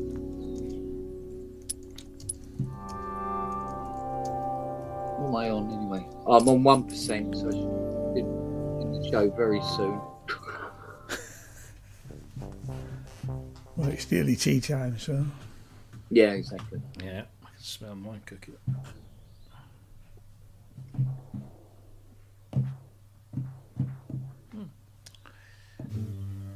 So it's what? It's not this Friday or next Friday. It's Friday after. It's British summertime. 30th, yeah. Yeah, end of the month, isn't it? Yeah. Sunday the 30th. Or Saturday. What's Sunday? The 30th is Mother's Day, isn't it? Is it? Ah. Yeah. Yeah, so right now everyone in the US is an hour closer to us because they're only 7 and 4 hours behind. on east and west. Right. Yeah. That cooks it all up, doesn't it? Yep.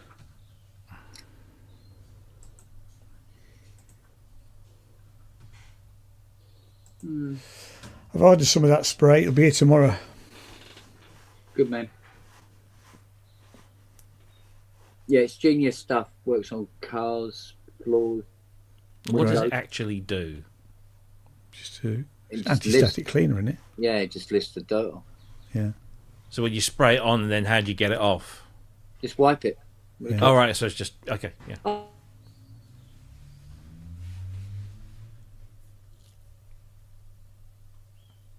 I think his battery died. Oh yes. It looks like it. Bye, Kent. Or Kent's just got stuck. Yeah. Yeah. It's thinking. On that note, I think we should. I'm going to call it a night Yeah. or an afternoon. you hearing that? Yeah. Sounds like cheesy workingmen's clubs vibes, mate. Yeah. Absolutely. I'm just back. I'm back there. 1980s workingmen's club up north. I'll take that as a compliment. Absolutely. Please do. Yeah. Come and get your bingo tickets now, ladies and gentlemen. Bingo's got started in half an hour. Oh dear. And your raffle is sausages tonight. The meat raffle. The meat raffle. Exactly. Yeah. Yeah. What do they used to call it though? A Navvy's breakfast. That was it. Yeah. Which I'm sure isn't a PC comment anymore. No. No. Well, Navies was just short for navigators, wasn't it? But they dug all the. Well, they set around. Is that right? I never knew really. I think because there was a lot because obviously the Norfolk Broads are all man-made. Yeah. Mostly. I mean, some of them were natural bits that were linked together by the man-made, but it was mostly man-made. And the people that dug them were called navvies, and I think it's because they were digging navigation paths. Oh, right. I think. I might be wrong. It's been known. Yeah. Aye. I need to find some documents of it. Watch Peter Kay's Phoenix Nights. Yeah. I mean, I did used to live in the Phoenix Club, which Really? is hilarious. My dad was the steward of the Phoenix Club, and so much of what Peter Kay did in that comedy series is so true. Yeah. Absolutely. But that's a lot of his stuff is very much based on. It's absolutely. It's observational comedy of the best order, really. Yeah. You know. Right. Well, better shut this thing down. Okay, lads. Lovely. See you Thank you, later, gentlemen. chatties. See you later, guys. Good to see you. See ya. You too. Take it Take easy. care, everyone. Bye. See you later.